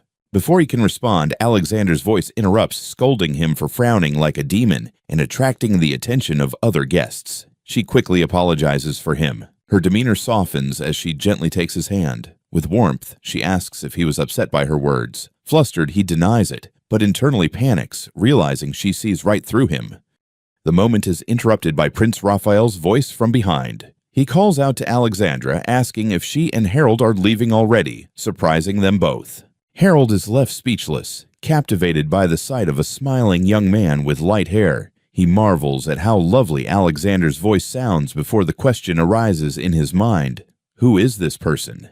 The realization hits Harold like a punch, and he exclaims in shock, "Brother!" Cedric introduces himself as Alexandra's older brother, extending a hand. Flustered, Harold introduces himself as the fiancé and accepts the handshake, only to have his hand caught in a crushing grip. Cedric's smile remains, but malice glints in his eyes as Harold cries out in pain. With a smile, Cedric explains he is also there because he received an invitation from Prince Cardus, admitting he hadn't planned to attend otherwise. He turns to Alexandra, taking her hands and saying he came to see her now that she is with Harold. His expression twists as he reveals his true intent, to meddle in their relationship, tarnish Harold's reputation, and act as an overbearing brother. Recognizing the threat, Harold quickly steps between them, urging Alexandra to leave and asking Cedric to wait. Cedric protests, arguing that this is unacceptable after their long separation. However, Alexandra turns to him with a cold expression, stating she has no business with him. He pleads with her, reminding her that he is the next head of the Chevalier family. Unmoved, Alexandra holds on to Harold's arm and asks if her brother has any requests for her. Her wish is clear. She wants him to leave them alone immediately. She firmly states that as the eldest daughter of the Chevalier house, her engagement to Harold, the third prince, is settled. Her brother becomes frantic, shouting that their existence as a couple will inevitably influence the royal succession, no matter how small. Harold explains his reasoning. He realizes that Cedric's actions are a calculated move to gain influence within the royal palace, leveraging the Chevalier house's power for his own gain. Cedric declares he is already 3 steps ahead. The prince is taken aback, questioning the timing of this revelation and wondering if his brothers are involved. His suspicion is confirmed as Prince Raphael appears, a smug grin on his face. Raphael explains that with the royal family and the Chevalier now connected, he was asked to add some excitement to the proceedings. So, before Harold and Alexandra, arms crossed and laughing confidently, Cedric insists he has no desire to be part of the succession struggle, but cheerfully offers his assistance, claiming he would do anything for his dear sister. However, Alexandra cuts him off, her expression resolute. She declares that is quite enough and turns to Harold, asking if he is ready to leave. Her brother's smile fades. He He considers the situation, believing that to survive in Inhasa, one needs the power of the Chevalier House. The most logical strategy, he concludes, is to make an ally. Despite this, Harold bows his head slightly toward Alexandra, admitting that he too wishes to borrow Cedric's power. He reasons internally that a simple bow is a small price to pay for the backing of the Chevalier House, a move that could help him and Alexandra avoid a disastrous fate. His former pride, he realizes, is long gone. Cedric accepts the proposal. Understood, he says, agreeing to lend his strength. He then adds a crucial caveat: there's a condition. The prince looks up, surprised by the stipulation. With a sudden shift in tone, Cedric apologizes for his bluntness before stating that Prince Harold is known worldwide as the incompetent, wicked prince, a reputation he claims is Harold's own doing. Alexandra reacts with fury, demanding to know why her brother insults him, while Raphael watches with amusement. Harold is stunned, realizing Cedric implies he must atone for the damage to Alexandra's name. Cedric then lays out his condition plainly. He explains that in the world of Inhasa, there exists a dual event. To win his approval for the relationship with Alexandra, Harold must first defeat him in combat. He stands there, a bead of sweat forming on his temple as he processes the challenge. In his mind, Cedric is an event boss, a formidable obstacle. He knows his own abilities are hardly superior to those of the heroines, filling him with doubt. Could he truly defeat Cedric in his current state? As this question echoes in his thoughts, a voice calls out his name, Harusama. Alexandra stands defiantly, declaring she has no need for a partner like a brother, her eyes glinting with determination. She insists that if the Chevalier family requires support, she will be the one to provide it all. She is interrupted by her brother Cedric, who smirks as he announces he is the next head of the family. Hearing this, Harold lowers his head and quietly concedes, much to Alexandra's surprise. Cedric steps forward, directly challenging Harold. He questions if Harold intends to prove he is worthy of Alexandra. As she calls out Harold's name in alarm, Cedric demands he demonstrate his worth by crossing swords with him. Then he lays out his terms. Acknowledging that preparations will be necessary, Cedric proposes they hold the duel in 1 month's time at the Chevalier family's townhouse. With a confident bow, he states he looks forward to their confrontation. Alexandra, aghast at the turn of events, calls out to both her brother and Harold, her voice filled with panic. Her shoulders droop in resignation. She candidly tells him that in his current condition, defeating a brother seems nearly impossible. He wonders why he even accepted the challenge, questioning why he didn't just ignore her brother's taunts. Harold gazes at her, responding that he couldn't let it slide. He knows he can't retreat now. To prevent a disastrous outcome, he must step in as the protagonist's stand-in alongside Mary Alexandra. Their hands are intertwined. A vision of a brighter future flashes before him, one where he and a crowned Alexandra share laughter. He is resolute in breaking free from this grim fate and discovering what lies ahead with her. In the present, Harold walks alongside Alexandra. She regards him with a blend of worry and irritation, calling him truly foolish. He simply replies, "I know." In the training yard, Harold lies exhausted on the ground. Kasparig rests peacefully on his chest. He exhales, murmuring his gratitude and admitting he's done for the day. From the sidelines, Alexandra and Monica rest their chins on their hands, concern etched on their faces. Alexandra turns to her friend, seeking her thoughts on the matter. They approach Neil, with Monica expressing her belief that he has reached his limit. Alexandra concurs, noting their relentless training has been harsh. The trainer's words trigger a realization in Harold. He sits up, recognizing that his physical capabilities have peaked. Alexander suggests shifting their focus to specialized technical training. As the scene unfolds, Kasparig sits alone, fixated on a butterfly. He muses that with this development, they can finally advance to the next phase. With renewed determination, Harold stands, holding a practice sword. He addresses the two women, stating he has a proposal for his future training. More of a request, really. Curious, Alexandra prompts him to elaborate. Harold explains that for his upcoming sparring sessions, he needs Kasparig as his partner. He focuses entirely on the cat, his expression filled with hope. Kasparig responds with pure joy, leaping onto a Harold's shoulder and affectionately rubbing against his cheek. "Of course, I'm your partner, Hal," he declares. On the castle battlements, Alexandra beams, giving her approval. She agrees to the plan, noting it's a smart move that will also help him get accustomed to handling a sheep. Sheik appears flustered by the arrangement, but Harold, now in formal attire, confidently reassures her. He vows to make her strong, so she has nothing to fear. Sheik blushes but accepts his offer with a determined yes. Nearby, Monica holds Kasperig and slyly reminds Harold that he must definitely show up for training tomorrow. He cheerfully agrees, waving goodbye and saying they'll see her tomorrow. As he and Monica turn a corner, he suggests they return to their rooms. But as they start to walk, he suddenly stops, his eyes widening in shock. His way is blocked by the fourth prince, Wilfred, accompanied by maid Marion Seiler. With a neutral expression, Wilfred greets him as Brother Harold. As Harold and Marion separate, Prince Wilfred approaches with a patronizing smile. He inquires if his sister-in-law is already departing, but Harold interrupts, coldly stating it's none of his business. Wilfred continues, announcing that he has been officially recognized as Cardis's right-hand man. Harold, with Kasperig perched on his head, glances back, his expression unreadable. With a flat sigh, he remarks that while that's great for Wilfred, he has zero interest in the matter. Wilfred's eye twitches, his composure cracking under the dismissal.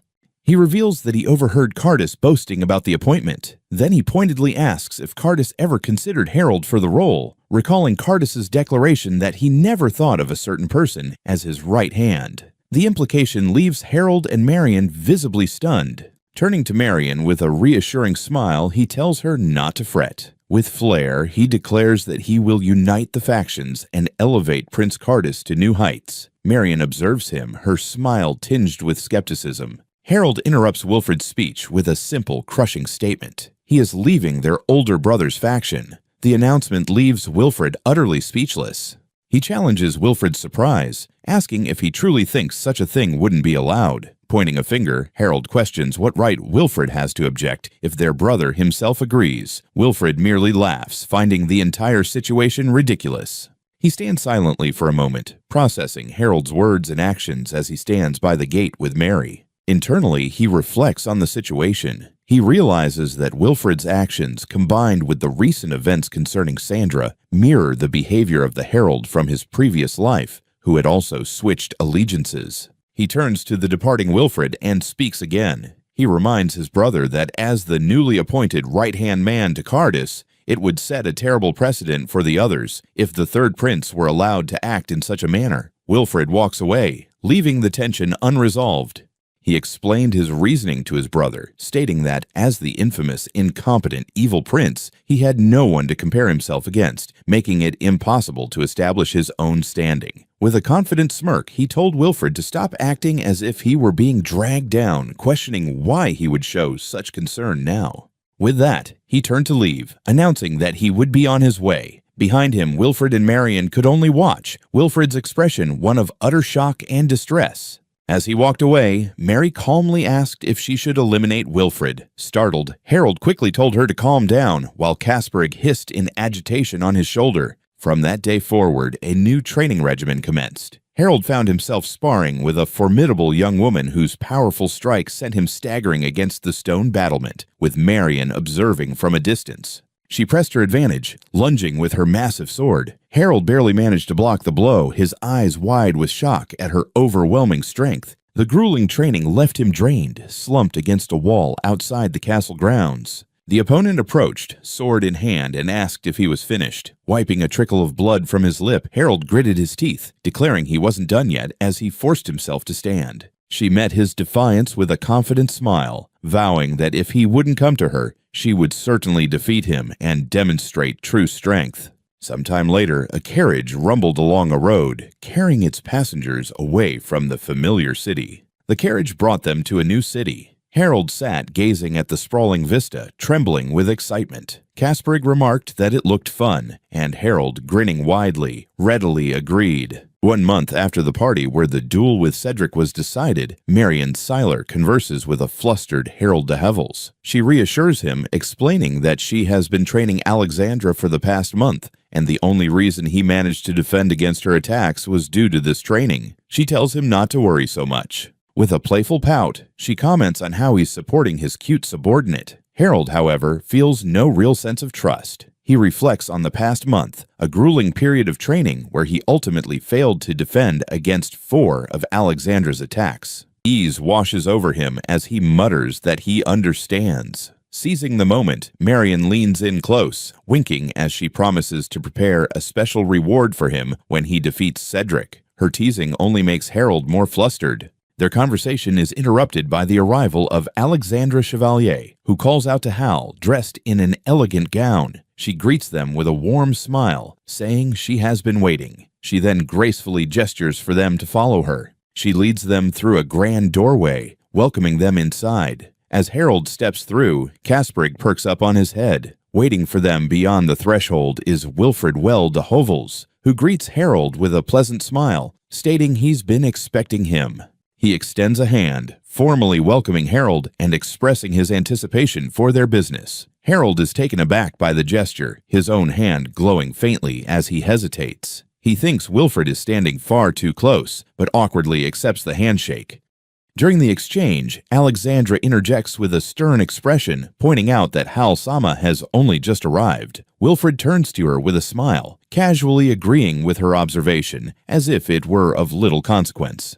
A while later, the group is seated together. As Marion serves refreshments and Alexandra pets Kasperig, Wilfred snaps his fingers with a sudden realization. He points out that they have yet to decide on the conditions for the upcoming match. He directs his attention to a visibly distressed Alexandra. With a confident demeanor, he declares that this match is a fitting event for her, causing her to flinch. Wilfred Conley outlined his terms for the duel. Should he emerge victorious, he would not only bless Harold and Alexandra's engagement, but also guarantee unwavering support as the future head of the Chevalier family. Accompanied by a worried Alexandra and a surprised Marion, he then demanded the other side of the deal. With unwavering intensity, he stated that if he won, he would require the king to annul his own engagement to Alexandra. Before Wilfred could reply, Alexandra jumped up, urging them to pause. She insisted on taking Harold's place in the duel, arguing that even if victory was certain, she couldn't accept a condition that would dishonor her brother. Wilfred was flustered, claiming her involvement would nullify the entire arrangement. Charles gently placed a hand on Alexandra's shoulder, stopping her protest. He calmly assured her that he understood the situation and that it was fine. Alexandra turned to him, searching for confirmation that he was truly sure about his choice. Kneeling before Alexandra, Harold de Hovels took her hand. With a confident grin, he called her Xandra, explaining that he had undergone a month of intense training specifically for this moment. Thanks to his preparation, he vowed he would not lose, regardless of the contest's conditions. Alexandra looked back at him, a gentle, slightly surprised smile appearing on her lips.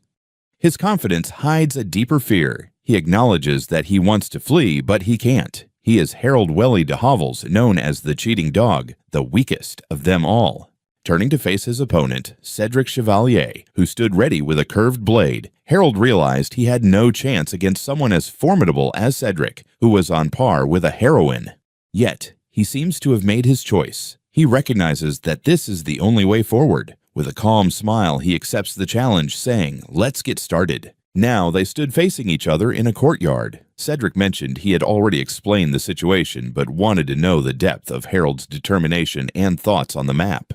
As his opponent drew his weapon, Harold's eyes narrowed in recognition. He identified the blade as Cedric's personal weapon, the Kurnai Bayaka, the crimson-white flower. This weapon is known for its exceptional attack power and a curse effect. Additionally, its unique skill, Karanai Ranbu, the Crimson Wild Dance, executes 5 consecutive strikes in one fluid motion. The reality of the situation hit Harold. Cedric wasn't just aiming to win, he intended to kill him. One wrong move could be fatal. Yet despite this grim realization, a smirk crept onto his lips as he recognized this was Cedric's plan all along. He called out to Kasperig, who appeared on his shoulder. Harold asked the cat to join him in the fight, and Kasperig eagerly agreed, declaring himself a house partner. With his companion by his side, Harold crouched, dark energy swirling around him as he readied for the deadly duel. Cedric looked at him in disbelief. He questioned whether Harold truly intended to fight him, addressing him formally as Your Highness. Hagrid's expression turned serious as he tightened his grip on the sword's hilt. He warned Harold that since he had made his choice, he would not hold back. Harold declared that he and his partner would claim victory together, clutching Kasparig's weapon form. With the combatants ready, Marion Seiler announced the duel's condition. The winner would have their engagement to Alexandra officially recognized. With a sharp gesture, she called for the match to commence. As the signal was given, Cedric lunged forward with blinding speed. Harold's eyes widened in shock as he realized his opponent was using some form of physical enhancement. The prince barely managed to raise his weapon in time to deflect the swift downward slash. The impact was palpable, but his defense held. Empowered by Kasparig, he thought to himself that with such overwhelming speed and strength, victory was assured. As he blocked another strike, he told Cedric it wouldn't be so easy to defeat him. In response, Cedric unleashed his signature technique, Karin Ironbu. A furious flurry of slashes rained down on Harold, the attacks relentless. Cedric taunted him during the onslaught, asking what was wrong as Harold struggled to defend against the unending storm. Cedric's Chevalier laughed maniacally, intensifying his assault on Harold de Havels. With a shower of sparks, Harold strained to block the heavy blow, gritting his teeth as Cedric mocked him, asking what was wrong. Harold stepped back to create distance, surprised by the force of the attack. Cedric stood ready, admitting to himself that he hadn't anticipated Lord Harold being this capable. Kasparig urgently urged him that now was his chance. The cat insisted he should use his snatch ability to finish it in one blow. Harold refused. He declared that he would not use snatch in this duel. The ability in question, snatch, is a powerful long-range attack with an instant death effect that can be utilized even while defending. That is exactly why he won't use it. He is determined to achieve a complete victory over Cedric without relying on such techniques. His eyes narrowed with determination. He had trained specifically for this moment and vowed to see it through. From the sidelines, Alexandra and Mary watched with concern, murmuring his name. As Cedric began to gather his own power, his sword glowed with immense energy. A cruel smirk spread across his face as he prepared to unleash his ultimate technique. He charged forward, unleashing a massive wave of crimson energy, the Crimson Lotus Double Severance. Harold braced himself, his weapon flaring with dark power, to confront the devastating attack head-on. He steeled himself for the incoming assault. From a distance, Kasparig observed, musing that it was unfortunate, but indulging his partner's whims was part of Harold's role. Sensing the thought, Harold cursed the creature internally, calling it a bad cat. With his sword held firm, he glared at his opponent, his eyes blazing with defiance. He roared a challenge for Cedric to come on, vowing to block the attack. The blades collided with a deafening crash. A shockwave erupted from the impact point as Harold's sword held steady against the crimson energy of Cedric's technique. Stunned that his attack was halted, Cedric could only grit his teeth and call him a fool. Before Cedric could react, Harold drove his free fist straight into his face. The force of the unexpected blow sent Cedric flying backward, tumbling through the air. The sudden exertion left Harold panting, sweat trickling down his brow as he caught his breath. With a wild, triumphant grin, Harold de Havels stood over the kneeling Cedric Chevalier, declaring their contest won. The victory was absolute. The celebratory mood vanished in an instant, replaced by a look of mild distress as Kasparig, perched atop his head, seemed to deliver a report. Cedric stood with his arms crossed, confidently stating that his talents lay more in domestic matters than in martial arts, and that the outcome of their duel should be accepted as a true measure of his abilities. Nearby, Alexandra scolded a frustrated Wilfred, telling him his behavior was unbecoming and that he should simply acknowledge Harold's strength. Finally conceding, he rubbed his eye in resignation. He admitted defeat, lamenting that he was too lenient with his sister. Harold, however, smiled knowingly, contemplating Cedric's other ability. He continued, telling Harold that while it was unfortunate, his final blow was a light one that wouldn't work on a real battlefield. He insisted that Harold should have brought a weapon, but Harold calmly replied that it wasn't necessary. Cedric pressed, asking if Harold was looking down on him for not using a sword, bow, or even magic. Harold simply stated that he was mistaken. With a confident smile flanked by Marion and Alexandra, he declared that his sword was Alexandra, his bow was Monica, and his magic was Kasparig. He didn't need those skills himself because he had them all by his side. As long as he had a shield, he could protect them. Cedric listened, a faint, understanding smile gracing his lips as he processed this revelation. His resolve was clear. He would protect them. That was the very reason he chose to be the shield. In silence, Cedric formally addressed him. Lord Harold, in response, Harold and his companions turned, and he simply answered yes. Cedric took a deep breath before Harold, a gesture of profound respect. With his head lowered, Cedric made a solemn request, asking him to please take care of his sister, Alexandra. Harold looked on, taken aback by this sudden plea. He accepted the request with unwavering resolve. Clenching his fist, Harold declared, "Yes, I will absolutely make Sandra happy." Immediately enveloped in a tight embrace by an ecstatic Alexandra, she exclaimed her delight at their future together. Several days after the duel, within the academy's walls, Wilfred sat at his desk, sighing with a weary expression. Wilfred reflects on the recent developments, particularly Alexander's engagement to the notoriously inept prince. He remembers his own shock upon hearing the news, admitting he was so taken aback that he couldn't even object to the royal family's contract. The only logical choice for Alexandra's marriage partner is from the royal lineage. Yet he can't shake the nagging feeling that Prince Harold is a poor fit. Wilfred suspects that his family, the Chevalier house, was coerced into this engagement. Wilfred confronts Harold directly, sharing his thoughts on the prince's character. He points out that the entire nation knows of the infamous, incompetent prince, a man who is arrogant towards his superiors, but sycophantic to those he considers beneath him.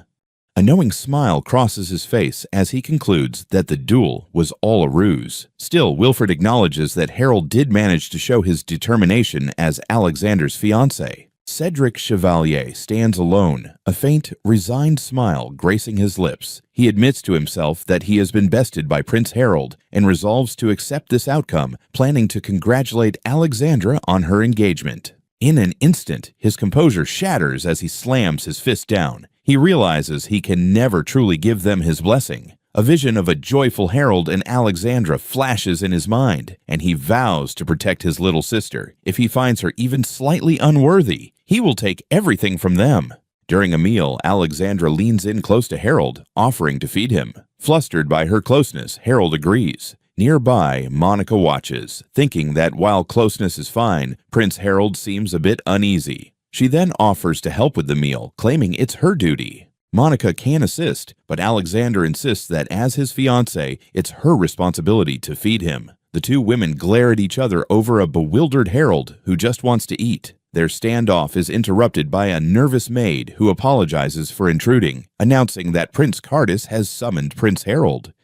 He ponders the summons, wondering if Cardis plans to form a faction or say something foolish. He brushes the thought aside and calmly informs the maid that he understands and will go immediately. As they prepare to leave, Alexander declares that if he is meeting with Prince Cardis, she must accompany him as his fiancée. She suspects Cardis has some agenda involving the Chevalier family. He gazes at her with a gentle expression, realizing she wants to be by his side to prevent any unfair blame. He thinks to himself how truly kind she is as a fiancée. Overwhelmed by emotion, he covers his face. Concerned, Alexandra asks what's wrong, but he quickly brushes it off, insisting it's nothing. Harold enters an office where Prince Cardis awaits, hands clasped and expression grim. Harold announces his departure, though the meaning remains unclear. Cardis looks up sharply, addressing Harold directly. He states that he trusts Harold understands the reason for his summons. Behind Harold, Alexandra stands silently, her expression equally serious. Cardis angrily confronts Harold, questioning how someone disconnected from their faction and supposedly powerless could even consider vying for the throne. Pointing an accusatory finger, he reminds Harold that they share the same mother, making him the third prince, and demands to know why Harold is betraying him now. Harold calmly turns the question back to him. As the pressure mounts, he asks why Cardis would want him to join his faction, despite any request from a king, when it's clear that Cardis despises him more than anyone. Harold then directly asks if his brother is even aware of his own deep-seated hatred. The question leaves Cardis speechless, his eyes wide with shock. Sensing a misunderstanding, he quickly clarifies with almost manic energy that it's not what Cardis thinks. He insists he has no intention of siding with their other brother, Wilfred, and would never help him.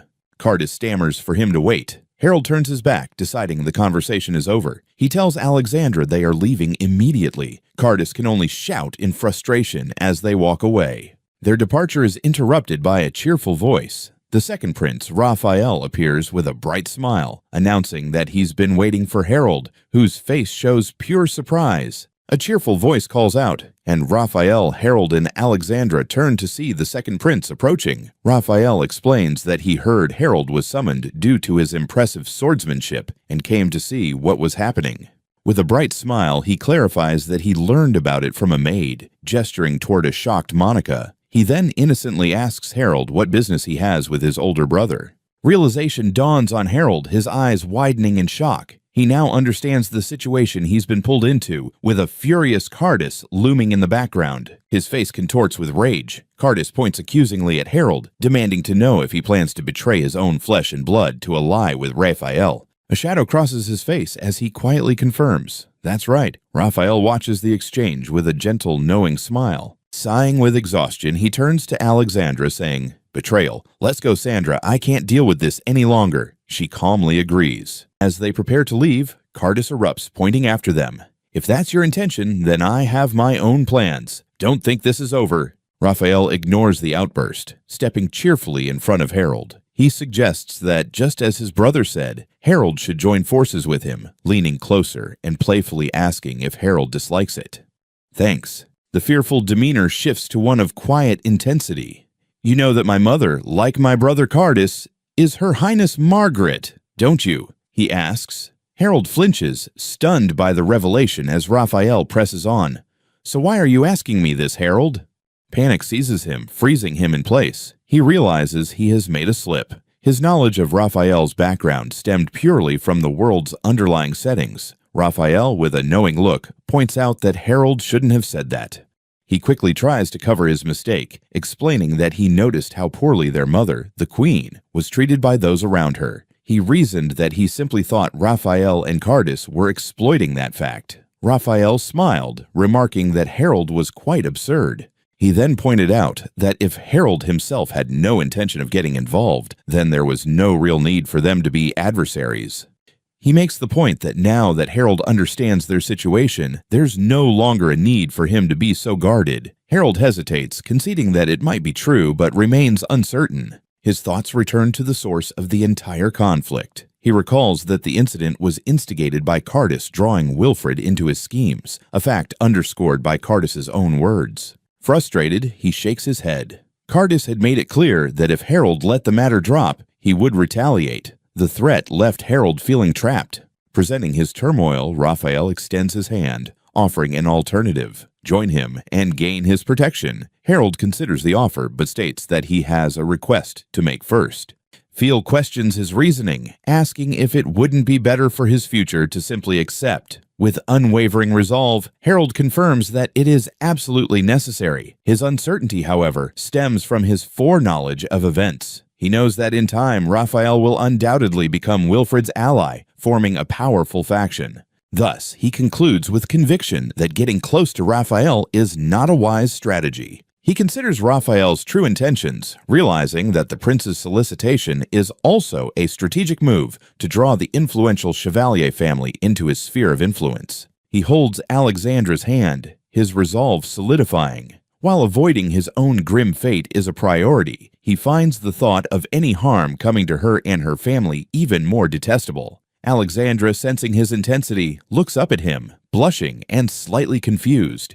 His attention returns to the conversation at hand. Harold clarifies to Raphael that he isn't simply being reserved. Raphael's smile remains unchanged as he presses the point, asking if this is a refusal and pointedly questioning whether Harold intends to aim for the throne himself. He bows his head slightly, making his position unmistakably clear. He declares that he has no intention of involving himself in the struggle for the throne, nor will he offer his cooperation to any faction.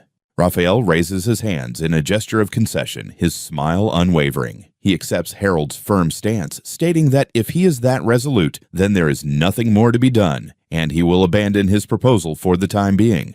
He then adds a surprising offer, urging Harold to seek him out if he ever finds himself in trouble, reminding him that they are brothers. The unexpected sentiment catches Harold completely off guard, leaving him momentarily speechless with clenched fists. Elsewhere, Alexandra's face flushes with emotion. She clutches her hands to her chest, thinking that for Harold's sake, she can endure anything. His resolve translates into action. Following the duel with Cedric, Harold's training regimen intensifies fivefold for an entire month. He lies exhausted on the floor as Alexander sits on his back to increase the challenge, while Kasparig prods his head, cheering him on. Harold can only groan that the overwork will be the death of him. To continue leveling up, Harold persists in his special training, wielding the jet-black scythe, Kasparig. The weapon, now manifesting as a massive claw, has significantly increased in power. He deftly evades its sweeping attacks as Kasparig, in its small cat form, watches with amusement. During the session, Alexandra comes closer, her face slightly red. She thanks him earnestly for his newfound strength. He appears taken aback by her boldness as she teasingly pokes his cheek, feeling a bit too familiar. Monica's arrival interrupts them. She declares that she carries a message from His Majesty the King, requesting their immediate presence. Harold, taken aback, inquires about the reason. He ponders her words, a worried look crossing his face, suspecting the summons might not concern Prince Cardis. This thought does little to alleviate Harold's anxious expression. To confront the situation, he quickly informs the others that he will head to the king and urges them to wait, hurrying toward the audience chamber. In his own chamber, King de Hovels sits on the throne, beginning to explain the purpose of their summons. He shares crucial news with the four gathered princes, Raphael, Wilfred, Harold, and Cardis. Allegations from the Valchen Holy Kingdom are being sent to their realm. Harold is completely blindsided by this announcement. He had anticipated a reprimand, but this was an entirely different matter. His mind races with the potential consequences of a visit from the Valchen Holy King. The Holy See of the Holy Kingdom is the governing body of the Church in this world. It serves as the backdrop for the tale he knows, where the heroine is set to appear at the Royal Academy as an exchange student, Saint Christia, accompanied by her follower, the Holy Knight, Caur Delmia. The Asthea embodies the essence of a saint, a heroine brimming with selfless love and devotion, surrounded by gentle creatures in a serene meadow. This marks her debut in this new world. He reflects on the arrival of the game's heroine, recalling another character, Carla, the so-called Kutsukuro heroine, known for her most memorable moments of being captured and defiantly shouting, "Kill me," at her captors. Such dark memories clouded his thoughts. Meanwhile, the throne room proceedings continued. Carter stepped forward, asking his father if they were summoned to act as the legation's escort. Harold, however, struggled to concentrate, aware that distractions were unwelcome. He acknowledged the straightforwardness of the inquiry. He clarified that while he would typically choose either Cardis or Raphael, the aim of this visit was solely to promote goodwill. Thus, he confidently declared that he would assign the task of escorting the legation to Wilf. This decision left Cardis in shock. He immediately objected, pointing out that Wilfred was merely 13 and had never undertaken such a duty for the royal family. Harold, on the other hand, felt a wave of relief, thinking this meant he was off the hook. The Queen voiced her support for Cardis, arguing that the responsibility was too significant, but the king stood firm, asserting that it was precisely because of the duty's weight that Wilfred should begin fulfilling his role as a prince. He turned to his eldest son, instructing Cardis to assist Wilfred, who would be accompanying him. Cardis could only bow his head in acceptance. The king stroked his chin, contemplating whether the Eibel king had anticipated this situation and intentionally placed Wilfred within Cardis's faction. From his position, Harold observed his father's calculations with a grim expression. Then Raphael interjected, addressing the king. He suggested that if the goal was to provide Wilfred with experience, it would be wise to have Harold, who was the same age, join him. He proposed that they both take on the escort duty together. The suggestion hit Harold with silent, wide-eyed dread. His composure crumbled entirely. "Wait!" he exclaimed, hands raised in frantic protest. He insisted that such a significant responsibility was not for him, and he absolutely refused. The king simply regarded him, a thoughtful look on his face. The king advised Harold not to overthink it, adding that Raphael need not elaborate further, which only deepened the second prince's smug satisfaction. With the matter resolved, the king officially declared that the task of escorting the Valchen Holy Kingdom's legation would be jointly handled by Harold and Wilfred. The younger prince, Wilfred, stood with a serious and determined expression, while Harold's face reflected utter defeat. Later, in a quiet room, a long, drawn-out sigh of despair echoed softly. The sigh's source was Harold, now seated with Alexandra and her maid, Marion. Noticing his gloom, Alexandra inquired about what was wrong. Marion calmly explained the new arrangement. Harold would accompany Prince Wilfred as an escort, with Prince Cardus as a backup. The news clearly took Alexandra by surprise. His mind raced with disastrous possibilities. He realized that his direct involvement could jeopardize Alexander's engagement and label him as a scheming opportunist. He voiced his concerns, explaining that he was now responsible for escorting the saint and that he absolutely could not manage the duty alone. As he spoke, Alexandra observed him, seemingly comparing him to Wilfred, gently urging him to stop underestimating himself. Panic surged as he clasped his hands together. He pleaded that facing both the saint and Alexandra simultaneously was an impossible nightmare. Seeing his genuine distress, Alexandra covered her mouth to suppress a giggle. Despite his flustered demeanor, Harold reluctantly accepted the duty. His hesitant resolve amused Alexandra, who turned to Marion with a confident smile. She declared that they would use this chance to demonstrate to the entire kingdom which of the two princes was truly superior. Within the palace, two officials discussed the ongoing preparations for the incoming envoy. One remarked that while progress was being made, the actual work was entirely in the hands of the foreign affairs ministers. Prince Harold listened with a frown, tapping his finger against his chin. He thought to himself that leaving such matters entirely to others could lead to complications. This simply wouldn't do. In another part of the room, Prince Cardus slammed his hands on a desk, furious. He shouted that their kingdom was being made a fool of by these country bumpkins. The first caught Harold's attention. As an official continued sorting through papers, Harold resolved to lend a hand himself. The slick-haired official turned in surprise. Harold stated that this kind of work is better managed with more people and offered to lend half of his own men to assist. The official stared, aghast, unable to comprehend the prince's offer. The official, deeply moved, expressed his gratitude profusely. Harold simply told him to leave it to him, his expression resolute. A profound relief washed over the official's face. Some time later, Prince Raphael cheerfully approached Harold, asking how the preparations were going. Harold, visibly annoyed, replied that the servants and ministers were the ones doing the work, not him. Raphael countered that Harold was acting like a servant himself by directing them. He then pointed to their brother, Wilfred, who was giving orders to Marion, noting that Wilfred's approach was different. He continued, explaining that if someone at the station were to interfere, it would only lead to confusion. He claimed he was merely being considerate by staying out of the way. Harold appeared flustered by his brother's reasoning.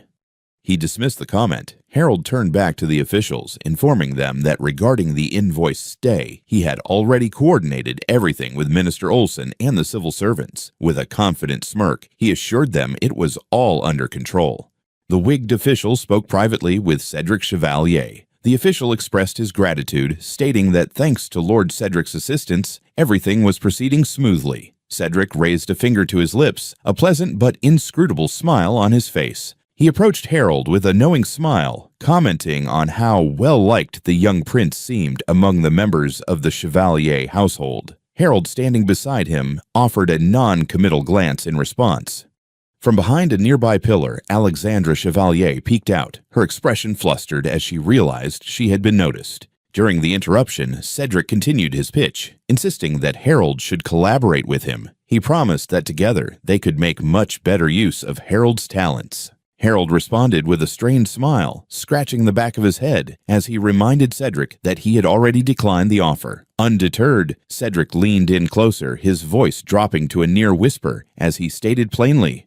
The intense moment was interrupted by an attendant calling for Prince Harold's attention. Harold raised his hands in a gesture of surrender, looking relieved for the excuse to step away. In the background, Alexandra watched with her arms crossed, her expression clearly annoyed. As he departed, Cedric called after him, urging him to seriously consider the proposal. He then watched Harold leave, a confident, calculating smile playing on his lips. Later, Harold stood with his brothers as an official reported that the envoy from the Valtian Holy Kingdom had entered the capital and would soon arrive at the palace. Harold's expression was grim, bracing for the meeting. Brother Wilfred turned to him with a bright smile. Pointing out that the Pope himself was leading the delegation, he declared that despite their past issues, they should all work together to ensure a successful reception. To emphasize his words, Wilfred suddenly grasped Harold's gloved hand, startling him. Holding his brother's hand firmly, he proposed they all combine their efforts to give him, Wilfred, a grand welcome. Raphael smirked at the display, while Cardus looked away, deep in thought. Just then, the grand procession of knights on horseback began to arrive, greeted by the roar of the crowd. He stood with his brothers before the grand carriage as an attendant's voice rang out, announcing the arrival of the envoy from the Valchian Holy Kingdom. Stepping forward with a practiced smile, he addressed the unseen occupant of the carriage. He welcomed His Holiness the Pope to the de Havel's kingdom and introduced himself as the fourth prince, Wilfred, offering to serve as their escort. Harold observed, a flicker of confusion crossing his face. He wondered why no one was getting out. After a moment's hesitation, he offered a slight bow and introduced himself as well, stating he was the third prince. At the carriage's entrance, Holy Knight, Coward Elmio stands firm, blocking Prince Wilfred's way with a serious look. She warns him to stay back. Furious, Wilfred yells at her, calling her insolent. As tensions rise, Prince Harold reflects that Carla's behavior is typical. He concludes that as a holy knight, she is simply doing her duty to protect, whether it's royalty or a common criminal. He reassures himself, certain that Carla's pride and knightly spirit would never allow her to betray them. A small, satisfied grin appears as Coward Elle stands her ground. From within the carriage, Saint Christia calls out, gently reprimanding Carla for her rudeness. She then turns to both Prince Harold and Prince Wilfred, demanding immediate apologies. As she steps out, Harold instantly recognizes her, Christia Salino. He remembers her as the heroine with the worst personality in Ten Baza, yet the only one with recovery and status skills, making her a powerful ally. She glares at her knight, questioning if she didn't hear her order. She asserts that she won't tolerate any disrespect towards the princes of de Havel's kingdom. Cowardelle remains silent, her eyes cast down. In response to the public reprimand, the Holy Knight bows her head slightly and offers a soft apology. He watches the exchange with a knowing smirk. Christia's attitude isn't just a lack of tact, it's a calculated move. She scolded her knight in front of them, confirming his belief in her wicked personality. Having established her authority, Christia turns to Wilfred, flashing a charming smile and extending her hand. Completely charmed, Wilfred takes it graciously. Harold concludes that Christia's personality is as cunning as the original tale suggested, and her reprimand of Cowardelle was a test for him and Wilfred. His thoughts are interrupted when Christia directly asks him about the Pope. Caught off guard, Harold stammers an apology. Then, a young man steps forward, explaining that with the Pope's health declining, he and Christia are here as representatives of the Salvatore family. He introduces himself as Lorenzo II Salvatore. The name sends a shock through Harold. The name echoes in his mind, bringing back memories from his past life. Lorenzo orchestrated the Saint Disabduction incident in the Anhaza game, a scheme to seize control of the Holy Kingdom. He eagerly offers to lead them to the king. Harold can only stare, a sense of dread washing over him as he realizes a significant event is about to unfold. As they walk, Marion turns to Harold, her expression softening. She begins to apologize for the earlier incident, but Harold, lost in thought, barely registers her words. "Thanks, sir." He claims to be used to such things, though internally he admits he is completely unaware of what lies ahead. His thoughts shatter when he sees Lorenzo's hand gripping Christia's tightly. They enter the grand throne room. King de Havel sits on his throne, welcoming the delegation from a distance with open arms. Lorenzo steps forward, bowing slightly. He expresses gratitude for the warm welcome, stating his joy at the prospect of strengthening ties between de Havel's kingdom and the Barchan Holy Kingdom. The king smiles, agreeing with the sentiment. He encourages them to make themselves at home during their stay. Harold breathes a sigh of relief, thinking all that's left is to show the delegation to their quarters, leaving them free until the evening's events. Manzo turns to Christia with a charming smile, offering to personally escort her to her room. She thanks him graciously, but as he turns away, his smile tightens, adding a single ominous word. However, Hayes finds Harold, a faint blush on her cheeks. She makes a request, expressing that since this is a special occasion, she would be thrilled if Prince Harold himself would escort her. Prince Harold de Havel trembles, cold sweat forming on his brow as St. Christia clings to his arm with a dazzling smile. This is a dire situation. He's acutely aware they are the center of attention. From behind a nearby pillar, Princess Alexandra watches, her expression one of utter shock. She tightens her grip slightly, looking up at him with tear-filled eyes, softly pleading if he truly won't escort her. He can't refuse such a display. Taking her hand, he forces a smile, declaring it an honor. From a distance, Lorenzo Salvatore watches with a knowing grin, while Princess Alexandra's distress seems to manifest as a crack in the very pillar she hides behind. Walking side by side through the grand hall, their entourage follows closely. Christia admires the grandeur of the de Havil's royal palace. Harold, still tense, manages a polite thank you. With a playful glint in her eye, Christia leans closer and asks how Prince Harold usually spends his days here. Before he can respond, she notes that for months he has been with his fiancée, diligently attending her elemental magic training.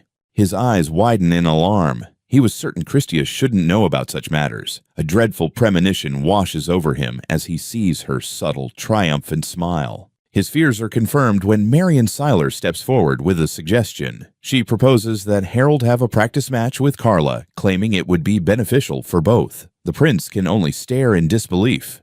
Before he can respond, Lorenzo Salvatore smoothly intervenes. He offers to be Harold's opponent, stating it's a chance to witness the prince's famed prowess up close. Trapped, Harold grits his teeth in frustration as Christia claps her hands together, delighted by the turn of events. With resignation, he covers his face with one hand. He agrees to the match, but warns them not to expect too much. Christia's face lights up with joy. She thanks him profusely, declaring she will arrange it for the very next day. The procession finally halts before a set of large double doors. Visible from across the hall, St. Christia leans close to Prince Harold, a triumphant smirk on her face as she holds his chin. She whispers that she will see him later, leaving him trembling with indignation. During the party, Harold escorts Alexandra. She reminds him that as his fiancée, she expects him to focus solely on her. He quickly agrees, assuring her he has no intention of looking at any other woman. His resolve is immediately tested. A movement catches his eye, and he turns to see St. Christia arriving on Lorenzo Salvatore's arm. The sight confirms his suspicions. This is all an elaborate setup. He clenches his jaw, unable to look away. Alexandra notices his fixed gaze, commenting that his attention seems entirely on the saint. She then asks if her howl is different from the others, prompting a flustered denial from the prince. A sudden realization strikes him. He understands now that Alexandra's jealousy runs deep, and it is this very jealousy that caused her to antagonize the other heroines in the story he remembers. He takes her hands in his, earnest and desperate. He pleads for her to believe him, to understand the truth of the situation. She blushes, taken aback by his intensity. Stammering, she insists it's not that she doesn't trust him, but the thought of him turning his attention to other women is unbearable. She averts her gaze, her face still flushed. "No, I believe you," she whispers, her voice trailing off as she adds quietly. He confesses that she can't suppress her anxiety, despite her trust. Harold acknowledges her feelings, explaining he simply wants her to know the truth. As they hold hands, a new understanding passes between them, while the king observes from his throne. The king watches the tender moment between his son and the princess. King de Havils allows a small, satisfied smile to cross his face before raising his glass and taking a thoughtful sip. His voice rings out across the grand hall, addressing all his guests. He invites them to enjoy the night's festivities. In one corner, St. Christia and Lorenzo Salvatore share a toast, their smiles hinting at a shared agenda. Elsewhere, Princes Cardus and Raphael converse amiably over drinks. Amidst the crowd, Harold stands beside Alexandra, a complex intensity in his eyes as he holds his wine, while she looks on with a gentle smile. Nearby, Mary and Silor maintain a watchful, silent vigil. At the gathering, Harold de Havils is startled when a knight in armor, Coward El Mio, suddenly bows deeply before him. She apologizes for her earlier rudeness, admitting she misjudged him. Harold stares, utterly bewildered by the sudden apology. He tells her not to worry about it. Seizing the moment, she formally introduces herself as Coward El Mio, the guard assigned to St. Christia. In response, Harold introduces himself as well. Her impression softens into a warm, admiring smile. She thinks to herself that the rumors were true. Prince Harold is indeed an amazing person, far different from her expectations. Stammering an excuse to leave, Alexandra steps forward with a gentle smile. She introduces herself as his fiancée, Alexandra Chevalier, and thanks Coward L for her understanding. She expresses a sincere desire to become friends with Coward L. The knight seems taken aback, asking if Alexandra is certain. With a reassuring smile, Alexandra confirms she would be delighted as long as Coward L is willing. Coward L's face lights up with joy. She realizes that Alexandra is just as wonderful as Prince Harold. An overwhelming sense of gratitude fills her for forming a bond with such remarkable individuals. As Alexandra reflects on how well things turned out, thinking she might have been worrying for nothing, her pleasant thoughts shatter when St. Christia suddenly appears, clinging intimately to Harold's arm, the other name in shock. Alexandra's face falls, her expression shifting to one of pure shock. Before things can spiral out of control, Lorenzo's smooth intervention takes place. He takes Christia's hand, noting that Harold already has a partner, and offers to dance with her himself. Harold watches, stunned by the unexpected turn. Redirecting her attention, Christia smirks at Harold. She quips that had Prince Wilfred extended the invitation, she would have definitely turned it down. Harold stands frozen, a bead of sweat trickling down his brow.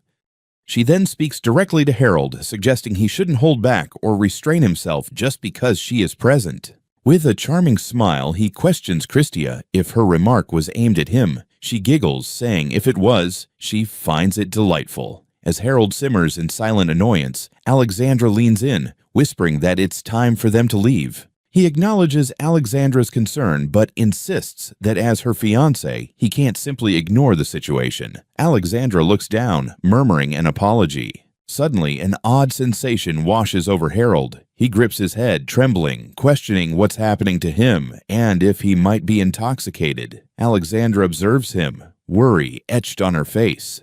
Lorenzo and Christia glide across the dance floor, while Harold and Alexander watch from the sidelines. As the music fades, Harold breathes a sigh of relief, glad the challenging dance appears to be over. Alexander points out that Harold has never danced before. The realization hits him hard. He's been deceived. At that moment, a small, faintly glowing object drops from his collar. Before he can respond, Monaco appears, offering a handkerchief. She states calmly that Lord Harold has dropped it. Harold is taken aback by her presence, his shock deepening as he spots Kasperig with her, puzzled by his cat's appearance. She gives him a knowing smile, asking if this kind of situation bothers him, adding that she thought he would enjoy it. As Kasperig purrs in her arms, a flustered Harold internally questions why she involved his cat in her plans. Monica, cradling Kasperig, addresses a flustered Alexandra. She finds the situation amusing and inquires if Alexandra's comment was aimed at her. Monica then suggests that Alexandra should focus on her own matters, reminding her that the princess shouldn't be the one dancing. Frustrated, Alexandra retorts that she was about to invite him to dance before he interrupted. Returning to Harold, who looks distressed, he stutters that he has never danced and insists that it would only bring shame to Alexandra. Beside him, Monica hides her face, embarrassed by the awkwardness.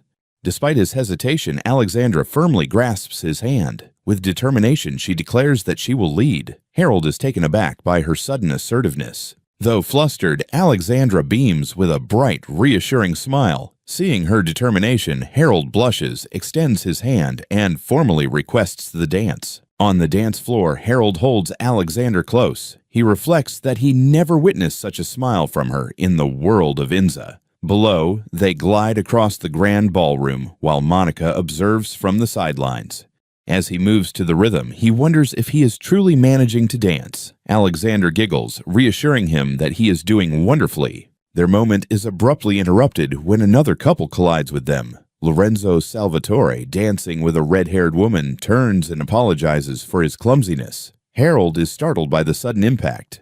The applause of the other guests fills the air. He regains his composure and turns back to Alexandra with a gentle smile, telling her not to worry as they continue their dance. From a distance, Monica watches, covering her mouth to stifle a smile. She thinks to herself how beautiful their dance is, noting that Prince Harold can't quite conceal his own smile. Alexandra's heart flutters. A warm blush spreads across her cheeks. She clasps her hands together, filled with quiet joy, as she realizes another wish has just come true. In turn, Harold seems flustered by the moment, a blush creeping up his neck. Alexandra simply smiles, apologizing for any trouble she may have caused, to which he can only stammer in agreement. Their moment is interrupted by Lorenzo Salvatore, who approaches with a calm smile and a bow. He directly addresses Harold, offering a grand apology for his earlier interruption, insisting his rudeness was inexcusable. Though Harold, visibly annoyed, can only think about how persistent the man is. Internally, however, Lorenzo's thoughts are far from apologetic. A smug smile spreads across his face as he silently warns them not to disrupt his pleasant evening. He shifts his focus to Saint Christia and her knight, Codredale Mio, stating they should be on their way, as they can't keep the saint waiting. As Codredale expresses her gratitude, Christia offers a subtle wink. Lorenzo bids a formal farewell to Harold and Alexandra, announcing their departure. As they leave, Lorenzo remarks that he has fulfilled his minimum duties as a guide and will now leave the rest to someone else. Harold watches him go, his expression still clouded with irritation. A distance away, the household staff, led by the senior steward, bows in unison, their duties for the evening seemingly concluded. Stewart then approaches Harold, expressing his gratitude profusely. He declares that thanks to the prince, the first day of the event has been a success. The praise from the entire staff leaves Harold momentarily speechless, a blush creeping to his cheeks.